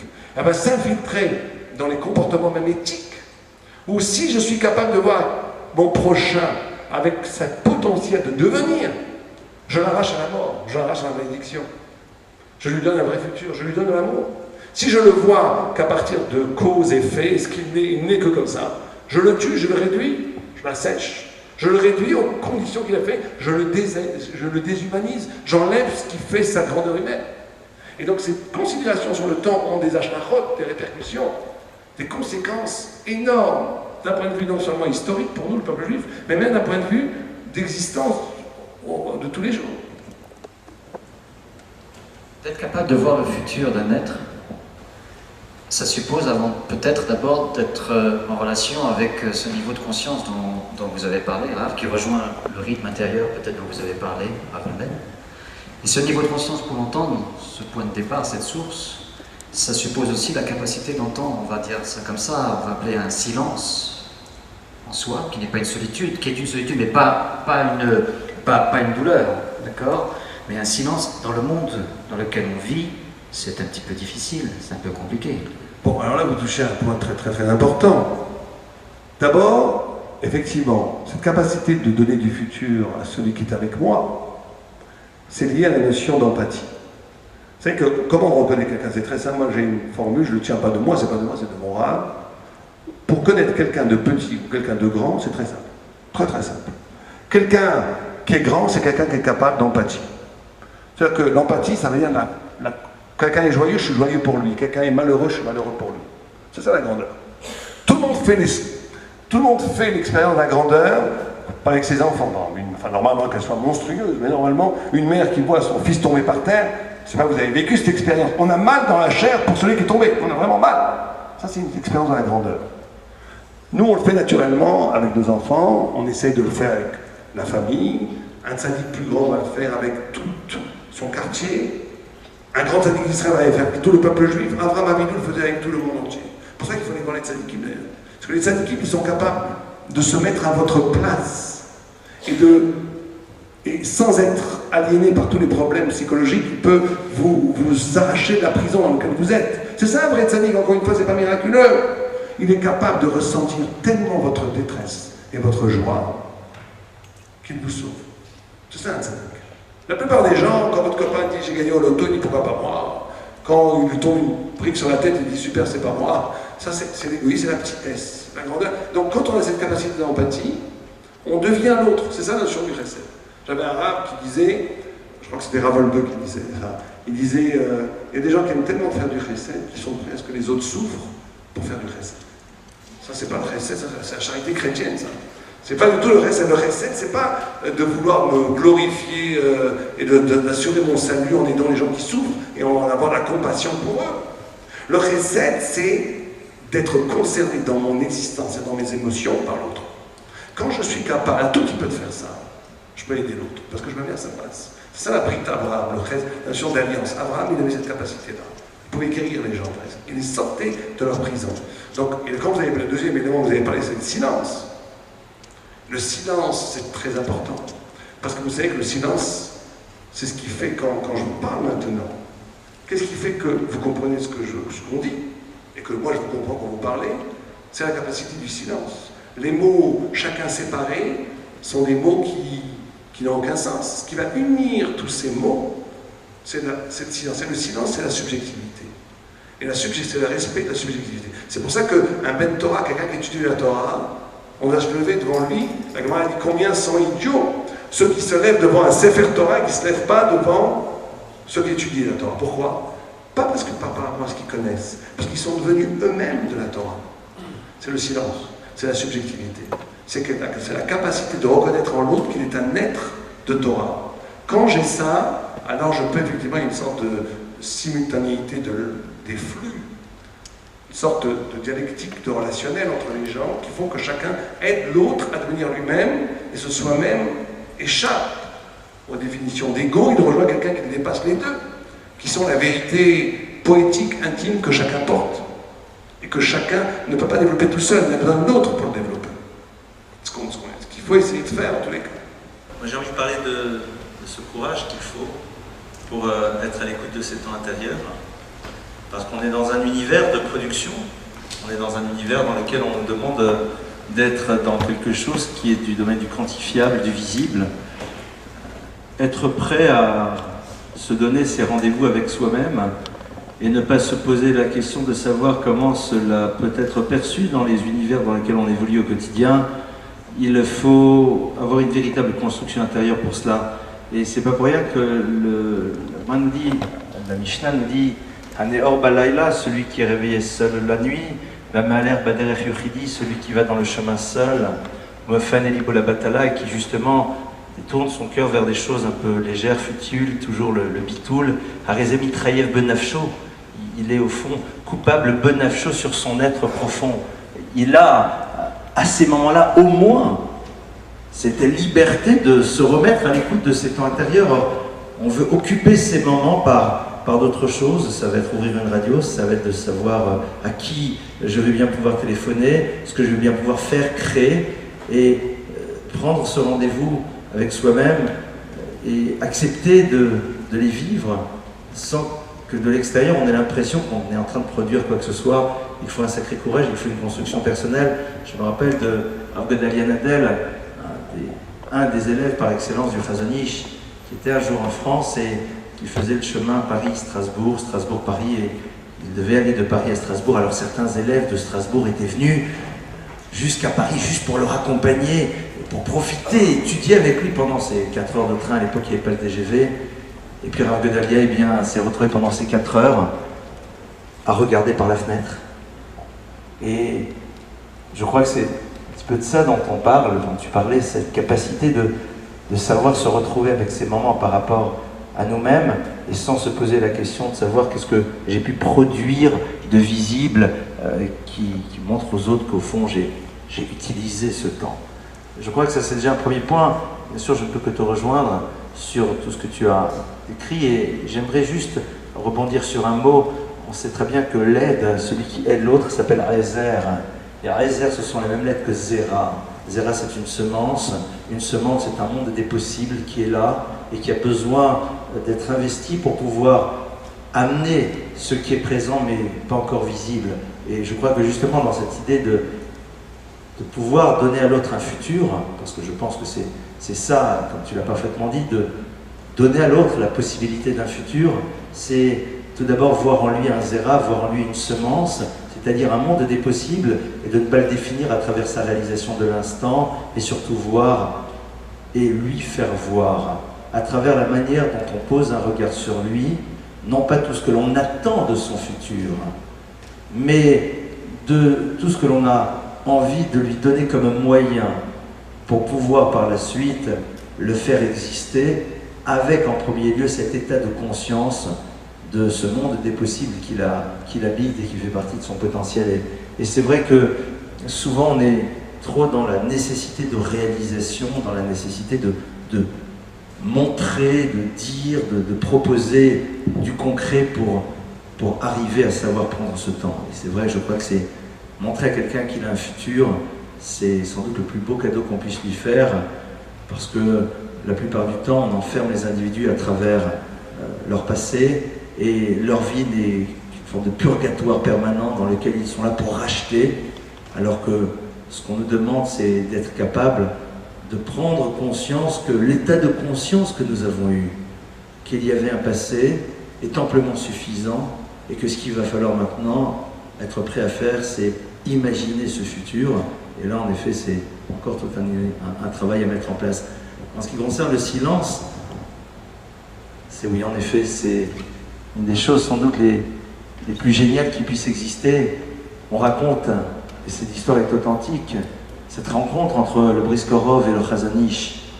Ces 2 maîtres énormes qui se rencontrent, qui s'assoient l'un en face de l'autre, et qui restent dans le silence. Et au bout d'un quart d'heure, le Chazon Ish se lève et s'en va, et dit à ceux qui l'accompagnent, « Est-ce que vous avez perçu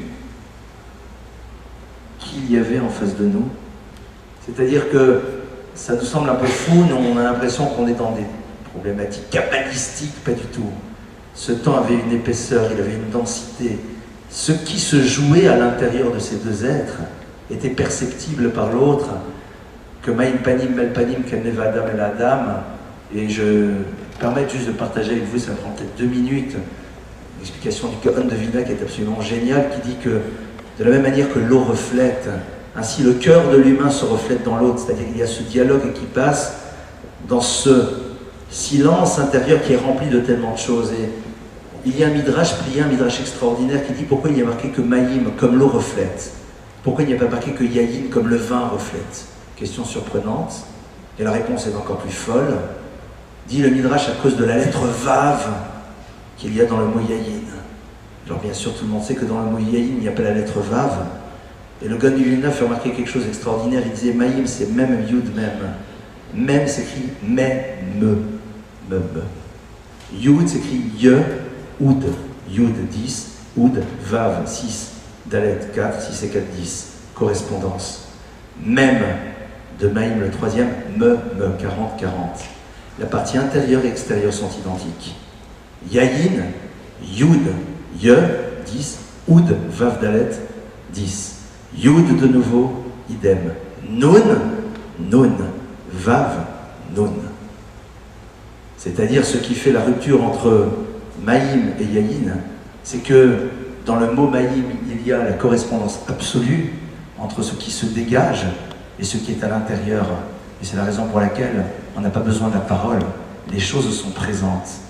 Et je crois que c'est ça au fond ce qui construit une qualité de relation à l'autre quand on est dans l'au-delà du mot, parce que ce n'est pas juste l'interprétation que l'autre va faire de ma parole qu'il va percevoir, mais avant tout ce que nous avons à l'intérieur de nous-mêmes, qui était construit dans ces moments, dans ces silences, et qui réémerge dans ces silences aussi. Juste, je rebondis sur l'intervention de Steve. Un de tes mecs, c'est le Rav Wolbe. Oui. Et moi, j'avais écouté le Rav Wolbe, parce que j'habitais juste en face, donc je dis c'est impossible d'habiter juste en face de Rav Wolbe, il parle de Moshe Shabbat à Kol Torah, et de ne pas aller à ses cours, c'est impossible. Et j'allais à ses cours, mais c'est vrai qu'il parlait comme ça de façon très... mais il y a une idée qu'il redisait toujours pratiquement, c'est cette idée-là, cette idée de s'arrêter. Ce qu'il appelait lui, il des doutes. Et c'est d'ailleurs une des notions sur lesquelles les chassidim et les litaïm se rejoignent, la capacité de t'arrêter. Ça, c'est pratique, c'est un conseil, pas un conseil, c'est une initiation spirituelle absolument fondamentale et nécessaire. S'il insistait, et lui, il parlait dans le monde des yeshivot, il ne parlait pas du tout du monde profane. Il disait les gens qui étudient toute la journée, ils sont pris dans un cercle infernal et ils ne se sont jamais retrouvés avec eux-mêmes. Et c'est très important, disait Rav Wolbe, et je l'ai entendu peut-être 10 fois dire ça, de prendre 10 minutes, 5 minutes, un quart d'heure. Il disait même de dire aux femmes, moi j'ai jamais dit à ma femme pour qu'elle ne le fasse pas, mais il disait aux femmes qu'elles s'arrêtent de s'occuper de leur enfant, de leur mari, qu'elles s'arrêtent 10 minutes. C'est très important de prendre 10 minutes, un quart d'heure, de se couper du rythme extérieur pour se retrouver avec soi-même. Parce que sans ça, même si on vit dans un univers magnifique de Torah, même si on vit dans la yeshiva, même si on vit dans le collège, même si on est dans une vie où tout tourne autour de préoccupations spirituelles, il y a une socialité qui se crée. La société de la Torah, aussi il y a une socialité de la Torah, malheureusement, qui fait qu'à un moment donné, on rentre dans une sorte de rythme effréné du travail thoraïque. C'est magnifique, ça permet d'arriver à des connaissances énormes et à une organisation sociale magnifique. Le monde de la Torah est un monde magnifique. Mais il n'empêche que même le monde le plus magnifique, c'est un monde extérieur. À un moment donné, il faut couper, faut se retrouver soi-même. Ça, les chassidiques le disent au temple du Litaï. Et à un moment donné, il faut prendre 5, 10 minutes, un quart d'heure, s'arracher du rythme fou, se retrouver seul avec soi-même pour retoucher ce temps de la conscience intérieure, de cette relation frontale, sans intermédiaire, avec Akadosh Baruch Hu, avec Dieu. Et c'est le lieu même de la possibilité de tous les renouveaux, de tous les miracles de la pensée, de l'acte, de la parole. C'est la possibilité de renaître quand on se reconnecte avec ce qu'on est intérieurement soi-même. Ça me paraît très important. J'ai pensé à Wolbe quand tu disais ça tout à l'heure, qui est le maître principalement de Raveni, mais moi j'ai eu la chance effectivement de le rencontrer aussi bien un petit peu et surtout de suivre ses cours. Et lui, il insistait énormément sur ça. Donc je voulais juste en témoigner. Est-ce que c'est lié à cette fin des temps sur laquelle on arrive peut-être éventuellement? Est-ce que c'est lié au futur qui aurait derrière cette fin des temps? Est-ce que c'est lié à cette description? Comment est-ce quelle était Darkless, mais on y va. On a une belle affiche. Moi, je crois que le public a compris qu'ils ont été complètement roulés. On ne va pas du tout parler de la fin des temps. On a parlé ou pas de la fin des temps? On a d'abord posé les préambules. Les préambules, là, on a pendant 3 heures pour parler de la fin des temps. Donc alors, ce serait comment et en quoi est-ce qu'on peut être concerné, si jamais on l'est, ou est-ce que c'est juste une histoire comme ça? L'idée l'idée que j'avais envie de partager sur ce sujet, c'est un petit peu symbolisé par ces termes de la confrontation finale entre les univers de Gog et Magog. Et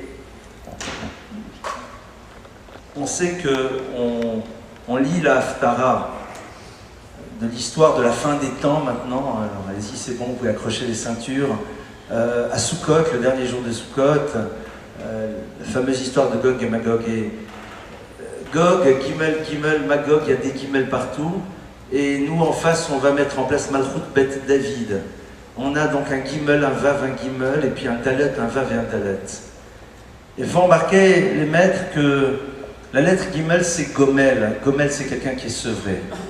La fin des temps, c'est la confrontation entre la Gimilut, la dimension de sevrage des nations, et la Dalut, la pauvreté absolue, symbolisée par David. Quelle est la différence? Qu'est-ce qui se joue ici? Celui qui est sevré, c'est celui qui n'a plus besoin de l'autre. C'est celui qui est dans l'autosuffisance, celui qui pense qu'il est arrivé au maximum de tout ce que l'on peut véritablement produire par soi-même et que maintenant le monde et l'univers lui appartiennent. Il en a une maîtrise, même si de temps à autre des tsunamis et autres viennent éventuellement déranger cela. Ça, c'est déjà la première image de ce choc. D'un côté Gog et Magog, c'est-à-dire d'un univers, et Gog et Magog peut être chez nous. C'est un concept, c'est une notion, c'est sans doute aussi une réalité au niveau d'un peuple. Qui est-il? Je n'en sais rien, c'est pas le sujet. Mais c'est un état d'esprit qui va régner. Avec ce Vav qui est le lien qui est passé-futur, ce Vav conversif, c'est au fond la fin de quelque chose, mais qui a commencé depuis longtemps. C'est vers cela que tendait l'humanité. Cette maîtrise, cette capacité d'être nigma, de se sevrer de Dieu, de ne plus être dépendant de lui. Les briques du savoir de la tour de Babel, qui a à la fois la conscience du divin, puisque si vous luttez contre le divin, alors c'est que vous acceptez sa réalité, et en même temps, eh bien, les briques du savoir nous permettent à un moment de l'évacuer de notre propre existence. Et puis de l'autre côté, David, c'est-à-dire donc cette royauté de Malchut Ben David qui arrive, le Mashiach Ben David qui se caractérise par la dalout, par la pauvreté, c'est-à-dire un état de dépendance constant. Et c'est tout le paradoxe, et ça c'est peut-être une des grandes difficultés, d'être à la fois dans cet état de conscience que nous pouvons réaliser des choses, et en même temps se sentir comme un pauvre, être totalement dépendant. C'est peut-être ici déjà la première image. Et la seconde, c'est faire remarquer le Rav Shimshon Raphaël Hirsch que Gog, Magog, c'est Gag. Gag, c'est quoi? C'est un toit. Si vous mettez un toit au-dessus d'une maison, c'est que vous pensez qu'il y a quelque chose au-dessus. Seulement, le toit est là pour nous protéger de ce qui est au-dessus. Gog et Magog, ce n'est pas une civilisation athée, ce n'est pas une civilisation qui rejette le divin. Vous savez, il y a une de mes élèves qui fait de la recherche en génétique et qui m'a rapporté une conversation qu'elle a eue un jour avec Axel Kahn, lui demandant, mais vous qui êtes confronté, le pape de la génétique, on va dire aujourd'hui, vous qui êtes confronté à la complexité du vivant, de manière fabuleuse, comment vous pouvez ne pas croire? Axel Kahn est protestant, et il lui a dit, je vais vous dire pourquoi, et il a eu l'honnêteté de cette réponse. Je ne m'intéresse qu'au sujet sur lequel je peux espérer avoir une réponse. Le comment, je l'appréhende, le pourquoi, je sais que je n'y arriverai jamais. Donc je ne me pose pas la question. C'est-à-dire qu'il y a la préscience, la conscience qu'il y a quelque chose au-dessus. Cette dimension du divin qui est au-dessus, mais à un moment, on dit c'est au-dessus, ça y est. Et de manière ultra concrète, ça veut dire quoi? Ça veut dire aussi, et ça je rentre dans notre réalité à nous, une civilisation qui accepte le divin, mais qui ne veut pas qu'il pénètre le domaine de l'intime, qui ne veut pas que Dieu soit présent à l'intérieur de notre réalité, à nous au quotidien, dans tout ce qui est l'élément qui constitue l'alliance, puisque vous savez que l'alliance fondamentale Brit, c'est la Mila, et Brit c'est une valeur numérique de 612, donc 612 plus la Mila ça fait 613, parce que la Brit Mila c'est à la fois l'acte positif et l'acte, le Lotas c'est l'acte sur lequel il faut se préserver.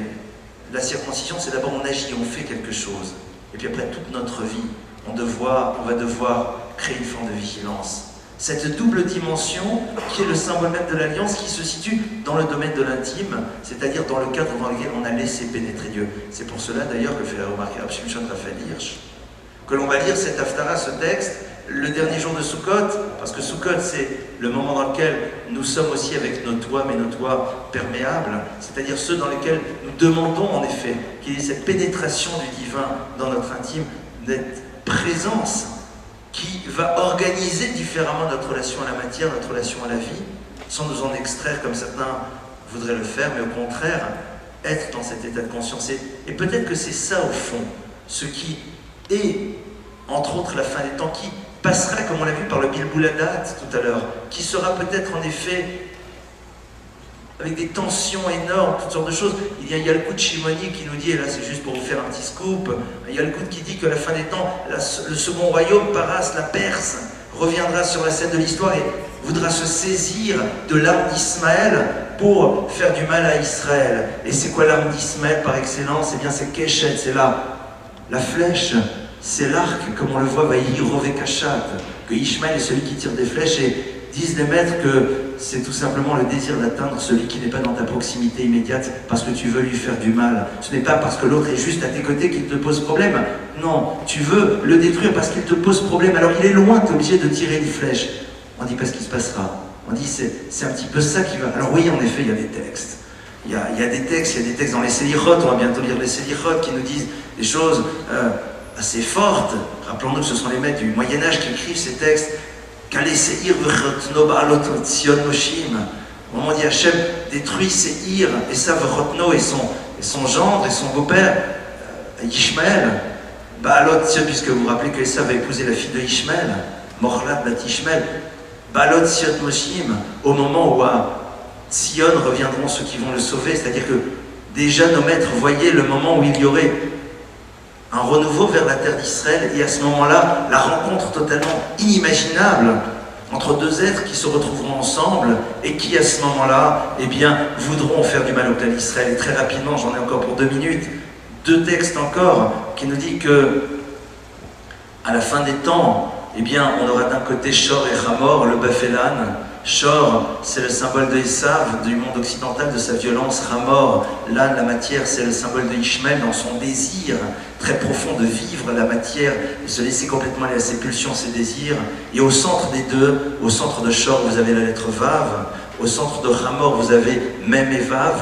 Même Vav et Vav, ça fait 52. 52, c'est la valeur numérique de Kélev, le chien. Et qui est le chien? C'est qui? C'est Amalek. C'est-à-dire Amalek qui sera la jonction de ces deux visions des choses. Et dit le Gaon, dans la Gnama sur le Sifra d'Itzniuta, que Amalek sera présent dans le clan d'Israël. C'est-à-dire que le concept double que véhicule, il y a à la fois cette violence, c'est-à-dire ce désir de faire disparaître l'autre pour exister moi-même. Ça s'appelle comment, le Lachon Hara? Le désir de vivre l'instant présent, vivre à travers la matière, et non pas avec une matière comme support. Eh bien, cette jonction entre les deux existera aussi à l'intérieur du clan d'Israël. Et que ça sera là où va se situer en effet un travail de birour, un travail d'arriver à justement distinguer les choses et de bien comprendre où sont nos enjeux.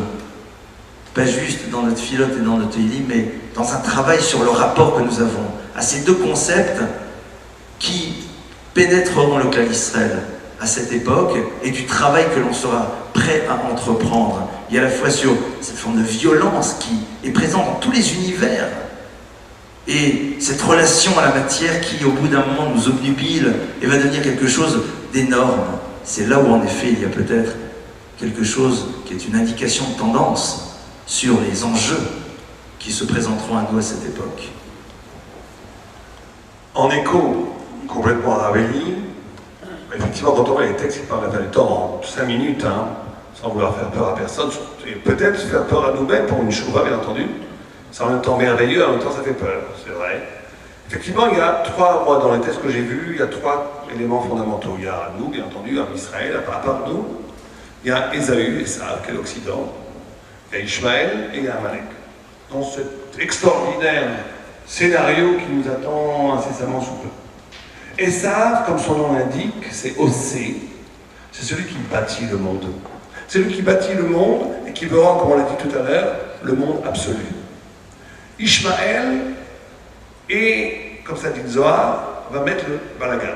D'ailleurs, si on le voit, ça a commencé, il va secouer la légitimité du monde établi par Ésaü, et ça va faire des guerres, entre, comme ça c'est prévu, une guerre mondiale, peut-être qu'elle a déjà eu lieu, bon, c'est des marques-roquettes, mais il y aura une guerre entre l'Orient, l'Occident, jusqu'à un moment donné, ces gens-là, au lieu de se faire la guerre, vont dire, mais attendez, c'est quoi le problème? C'est quoi le problème? Et ils vont arriver à une réponse qui d'ailleurs se dessine déjà. Vous savez que c'est un discours qui devient de plus en plus palpable. Qu'est-ce que c'est que ce petit pays? Quelqu'un a dit, je vais pas dire le mot qu'il a dit le mot de Cambronne, c'était un conseiller de Jacques Chirac, déjà à Londres. Il dit, qu'est-ce que c'est que ce pays, ce petit pays, il a dit un gros mot, qui met le balagan dans le monde. Et ça serait bien de le limiter, ça serait beaucoup plus calme. Et donc ils vont arriver à la conscience très claire, et ils auront raison d'ailleurs, que le problème, c'est nous. Et au lieu de se faire la guerre entre des milliards de personnes, il suffit de venir faire la guerre à ce petit peuple qui est le grain de sable qui empêche la machine de tourner en rond. Alors pourquoi? On a parlé de la fin des temps. La fin des temps, c'est pas que du négatif, c'est la porte qui va ouvrir la figure messianique.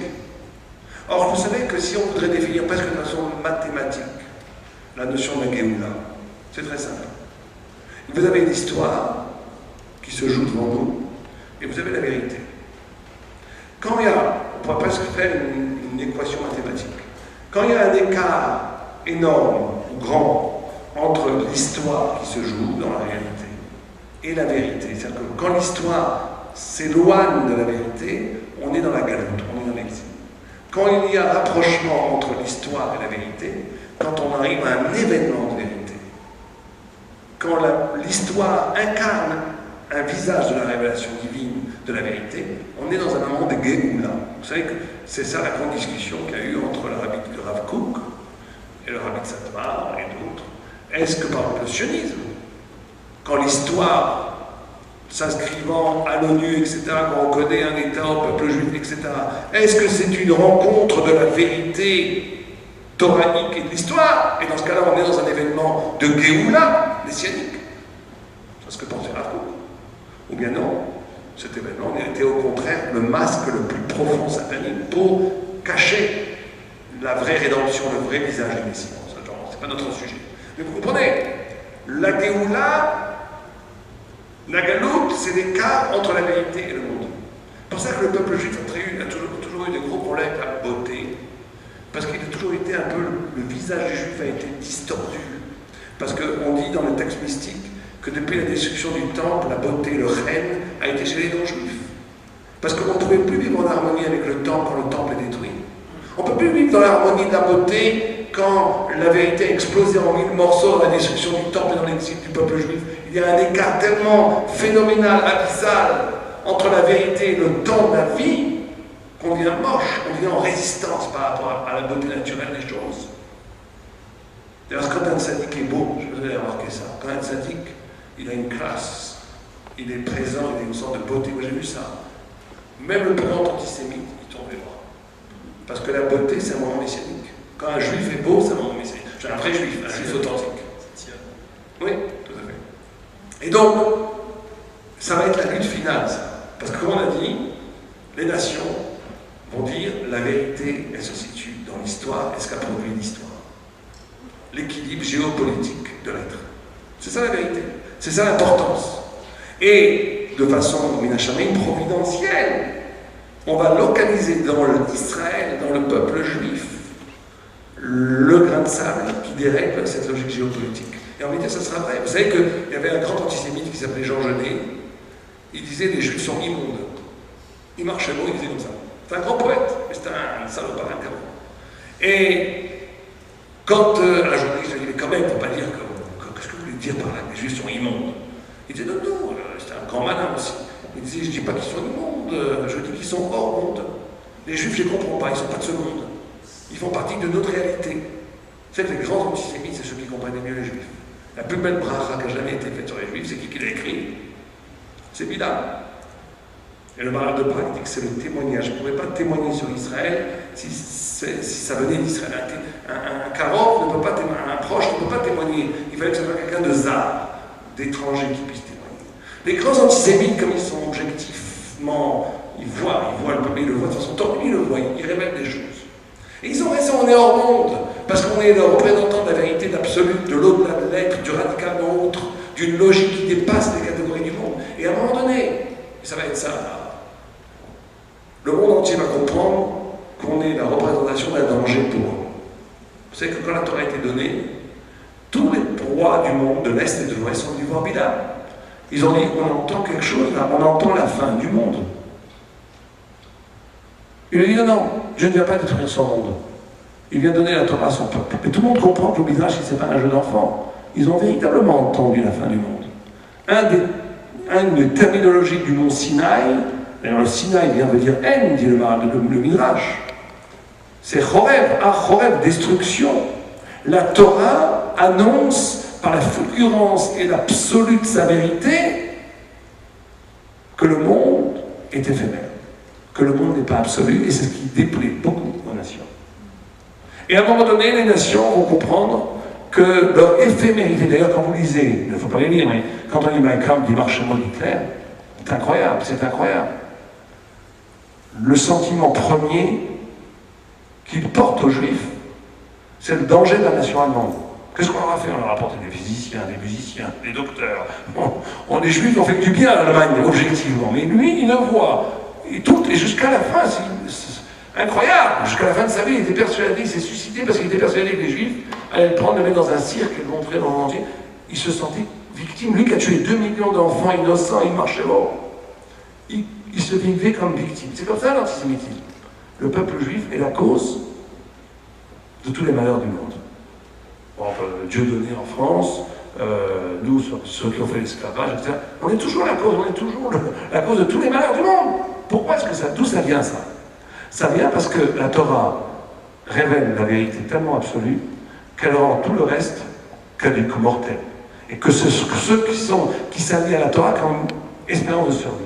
Alors quand il va y avoir cet événement historique où les peuples du monde entier vont se mettre contre Israël, vont encercler Jérusalem. Et là, on ne sait pas combien, on dit qu'il va y avoir des centaines de milliers de morts en une demi-heure. On dit 3 heures, une demi-heure. Tout le monde pense à la bombe atomique, mais maintenant, comment est-ce qu'on peut tuer des centaines de milliers? 18 minutes. En 18 minutes. Ouais, le temps d'aller faire 1 000, de marcher 1 000.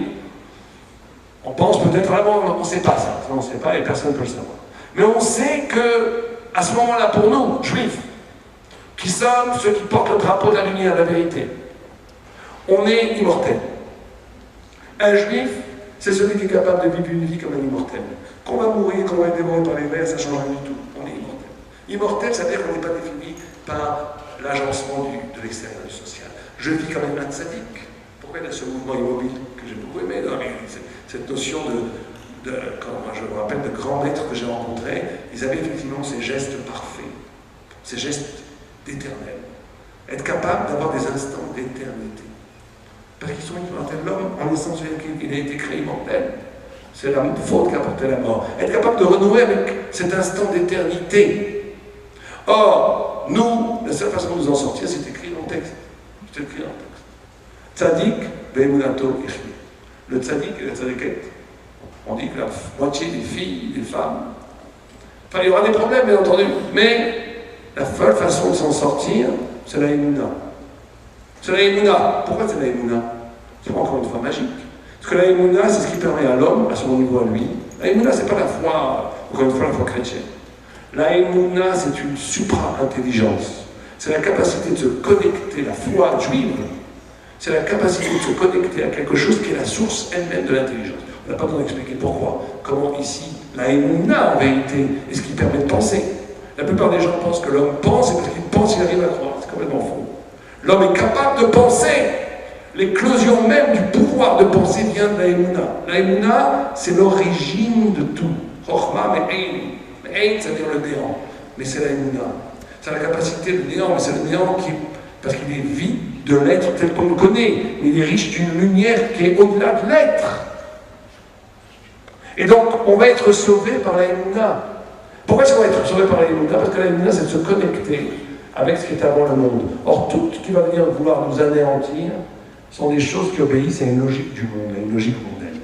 Donc la seule façon d'échapper à la destruction massive qui va vouloir notre perte, c'est d'échapper à une définition de catégorie de l'être et de se lier à quelque chose qui est avant l'être, c'est-à-dire à Dieu, à la lumière réelle.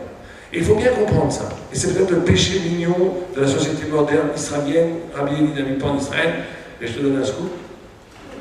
C'est que c'est peut-être le péché mignon, c'est qu'on a trop fait confiance, et nous aussi on a trop fait confiance. On a trop fait confiance à des mécanismes qui sont de l'ordre du naturel. C'est vrai que le retour en Israël a développé une idéologie qui disait on était trop dans le spirituel et maintenant ça suffit d'avoir l'histoire, il faut de la géographie, il faut retourner à la notion du corps, etc. etc.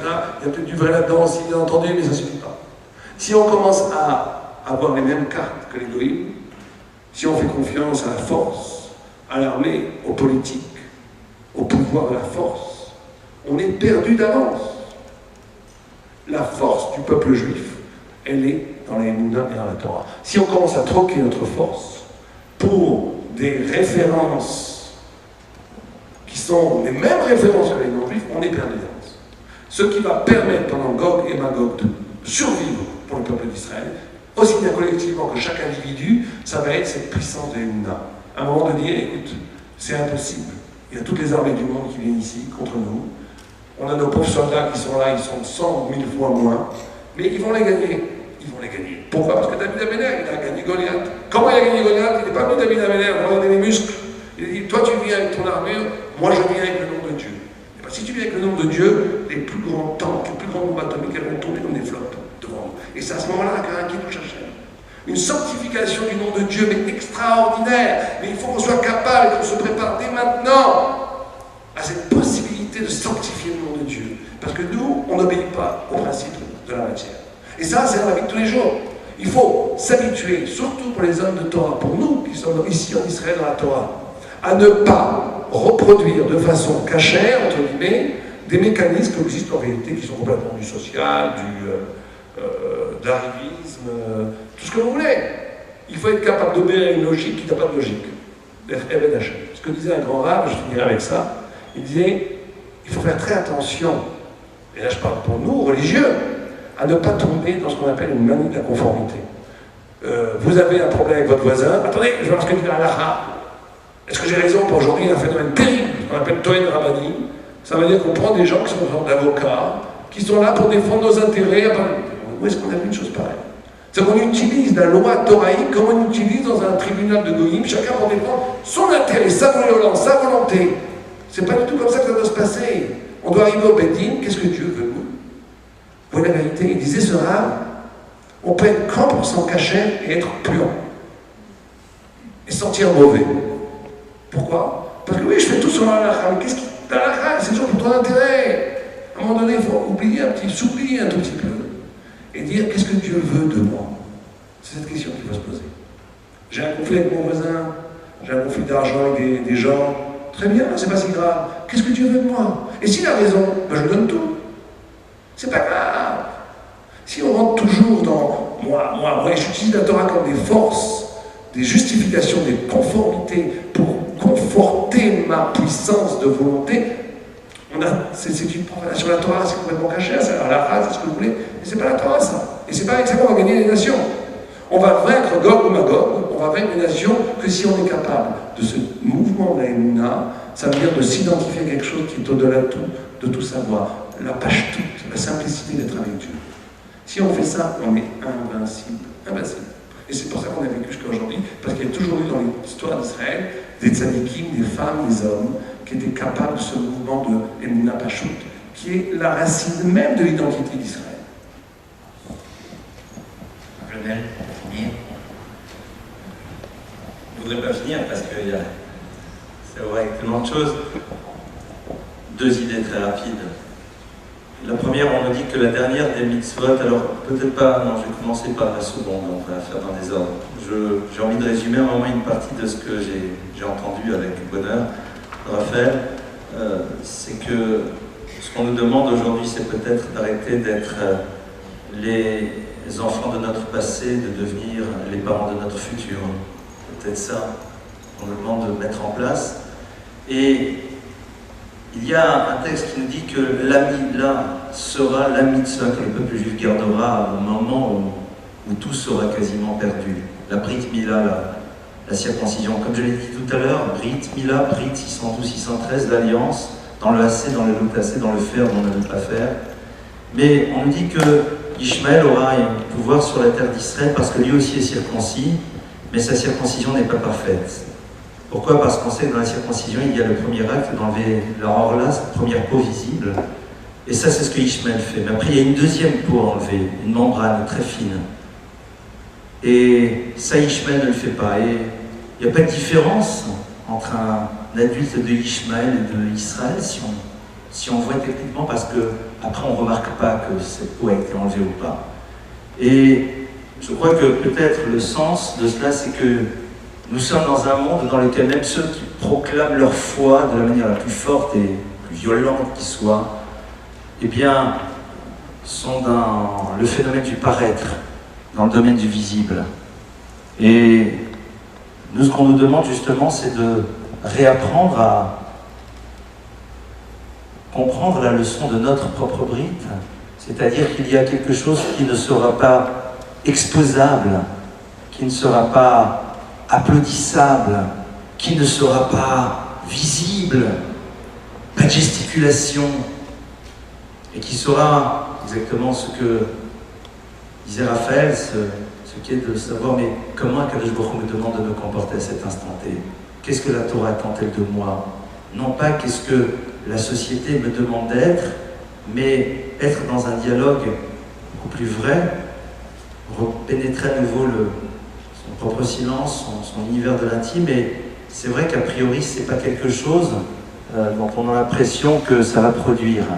Je crois que justement, toute cette émouna, elle est là pour nous amener à savoir que c'est à travers ce type de comportement, réintroduire peut-être aussi un peu plus de tendresse dans le rapport à l'autre, dans le rapport au monde, ne pas être dans l'angoisse sans arrêt de sa place, de son positionnement, révéler que notre émouna, elle est vraie parce qu'on ne met pas de côté l'exigence éthique qu'Akadosh Baruch Hu a de nos quotidiens par peur de perdre à un moment ce que nous voudrions tellement avoir.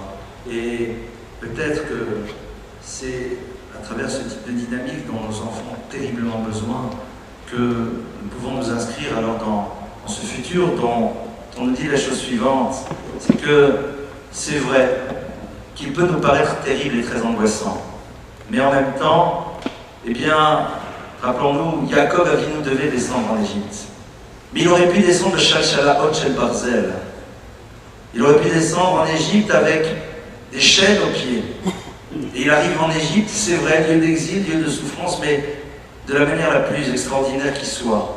Alors, on peut en effet se dire que oui, s'il y a des moments à vivre, ils seront vécus, mais que notre liberté, c'est de faire en telle sorte qu'ils soient vécus de la manière la plus belle possible et que, à travers cela, eh bien, on puisse véritablement accéder au but dans lequel Akadosh Baruch Hu nous demande, c'est-à-dire de faire en telle sorte que le nom d'Akadosh Baruch Hu soit révélé de manière parfaite dans l'univers. Alors, on a dépassé le temps qui nous est imparti. On va essayer de prendre un peu plus de temps avec une question ou deux, peut-être maximum, ou réflexion à propos de tout ce qui a été entendu et dit ce soir, s'il y en a. Est-ce qu'on va vivre une Shoah? Est-ce que cette Shoah va ressembler à la première Shoah? Est-ce que le peuple juif va souffrir de cette Shoah? Oui ou non? On est dans ce que j'appelle un monde des possibles. C'est dans le domaine du possible, oui, clairement. Mais c'est aussi de notre liberté à nous de faire en telle sorte que ce qui est dans le domaine du possible ne se réalise pas.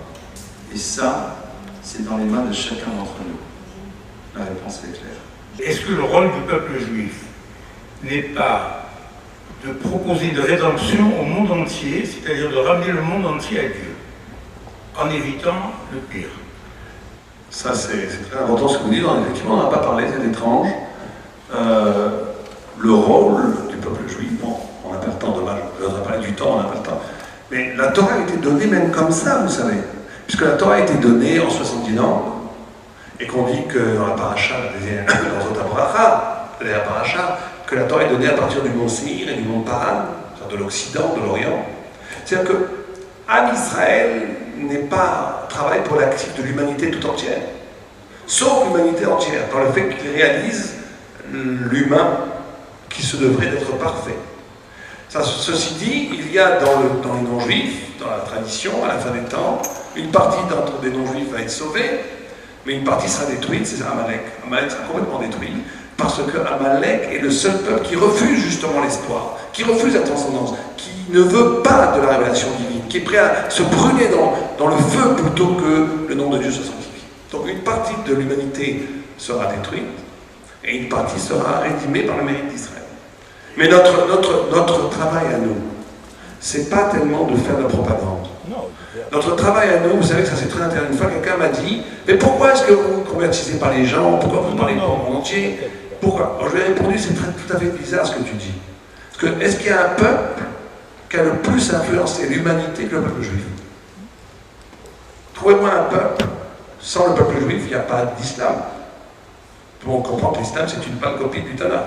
Sans le peuple juif, il n'y a pas le christianisme, donc c'est déjà 2 milliards d'individus là. Sans le peuple juif, il n'y a pas le marxisme, il n'y a pas le Freud, donc ça veut dire que pratiquement 80% de l'histoire et de la culture humaine dépend de la Torah. Simplement, c'est pas direct. Nous, on doit avoir rapport à la vérité. Cette vérité porte un sens tellement fort qu'elle a des affects énormes dans le monde entier.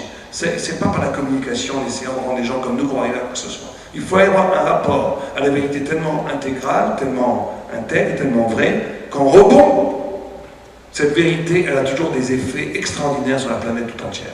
Alors bien entendu, chaque fois qu'on fait une mitzvah, le Rambam dit, on doit voir le monde moitié zakai, moitié chaya, le monde moitié-moitié. On doit se voir nous-mêmes moitié-moitié, moitié coupable, moitié méritant. Et donc chaque fois que je fais une mitzvah, qu'est-ce que je fais? Je sauve le monde. Et chaque fois que je fais une avéra, je détruis le monde. C'est ça, on ne fait pas les mitzvot pour gagner son olam, pour avoir son petit salut, pour avoir son petit paradis. On fait le mitzvot pour donner un sens au monde et pour rédimer le monde, pour sauver le monde. Juste en complément de ce que Raphaël dit, bon, parce que je crois qu'il y a une question là-bas, je crois que la meilleure manière de révéler à l'humanité ce qu'elle a besoin d'entendre, c'est à travers la manière dont nous-mêmes, nous allons construire ce que nous devons être. Et je crois que, au fond, c'est ici que les choses se jouent. À la fin, Am Israël, comme on a dit, est éternel. Il va y avoir le Messie, c'est avant tout la bonne nouvelle. La bonne nouvelle que le monde va vivre dans 1000 ans de bonheur extraordinaire et que ça va être quand on a dit qu'est-ce que ça va être la fin des temps, ça va être l'évidence de la vérité. L'évidence du bonheur de vivre la Torah. Ce qui est caché, ce qui est donné à certains tzadikim dans le secret d'une illumination, d'une étude ou du Shabbat, va être donné à tout à chacun. Donc, quand même, ce qui est promis à l'humanité, c'est le bonheur universel. Bien entendu, mais il ne faut pas croire que ce bonheur universel va arriver comme ça. Comme dit Rav Lemel, c'est très important cette idée de responsabilité, qu'on doit faire attention. Le Messie va venir ou bien dans le bonheur, ou bien dans des difficultés, comme un accouchement. Un accouchement, ça peut être dur, on est toujours content que l'enfant vienne après, mais ça peut venir ou dans des douleurs, ou dans des douleurs. Merci de m'avoir donné ce bonheur d'écouter mon ami Raphaël. Il m'a volé la phrase que je voulais dire. Merci de m'avoir donné le bonheur d'avoir écouté Rav Lemel. Eh bien, Rav Lemel, merci de nous avoir donné le bonheur de vous écouter. Nous avons eu, justement, pour essayer de rassembler tout ce qui est dit ici, tout ce que vous avez dit, les réactions que vous avez eues, des questions d'ailleurs, je trouve formidables, super intéressantes. Cela prouve à quel point le sujet touche et à quel point il a été développé par vous de façon importante. Je voudrais juste terminer en disant que justement on parle de la fin des temps et on entend et on s'attend a priori à quelque chose de terrible et de bouleversant, et ce que on a surtout entendu à mon sens c'est justement beaucoup un regard non pas terrifié et effrayé comme on pourrait l'attendre et comme on l'a par exemple dans l'affiche qui est l'image qu'on a habituellement de ce qu'on appelle la fin des temps. Mais ce qu'on a vu et entendu ici, c'est à l'inverse, au contraire, un regard ouvert d'abord vers soi-même au sens de pouvoir entendre les choses profondes en soi-même pour pouvoir être ouvert vers l'autre et ouvert vers le haut. Et c'est un regard plein d'amour. J'ai entendu beaucoup de mots qui tournent autour de l'amour. Finalement, la émouna, la confiance et le futur.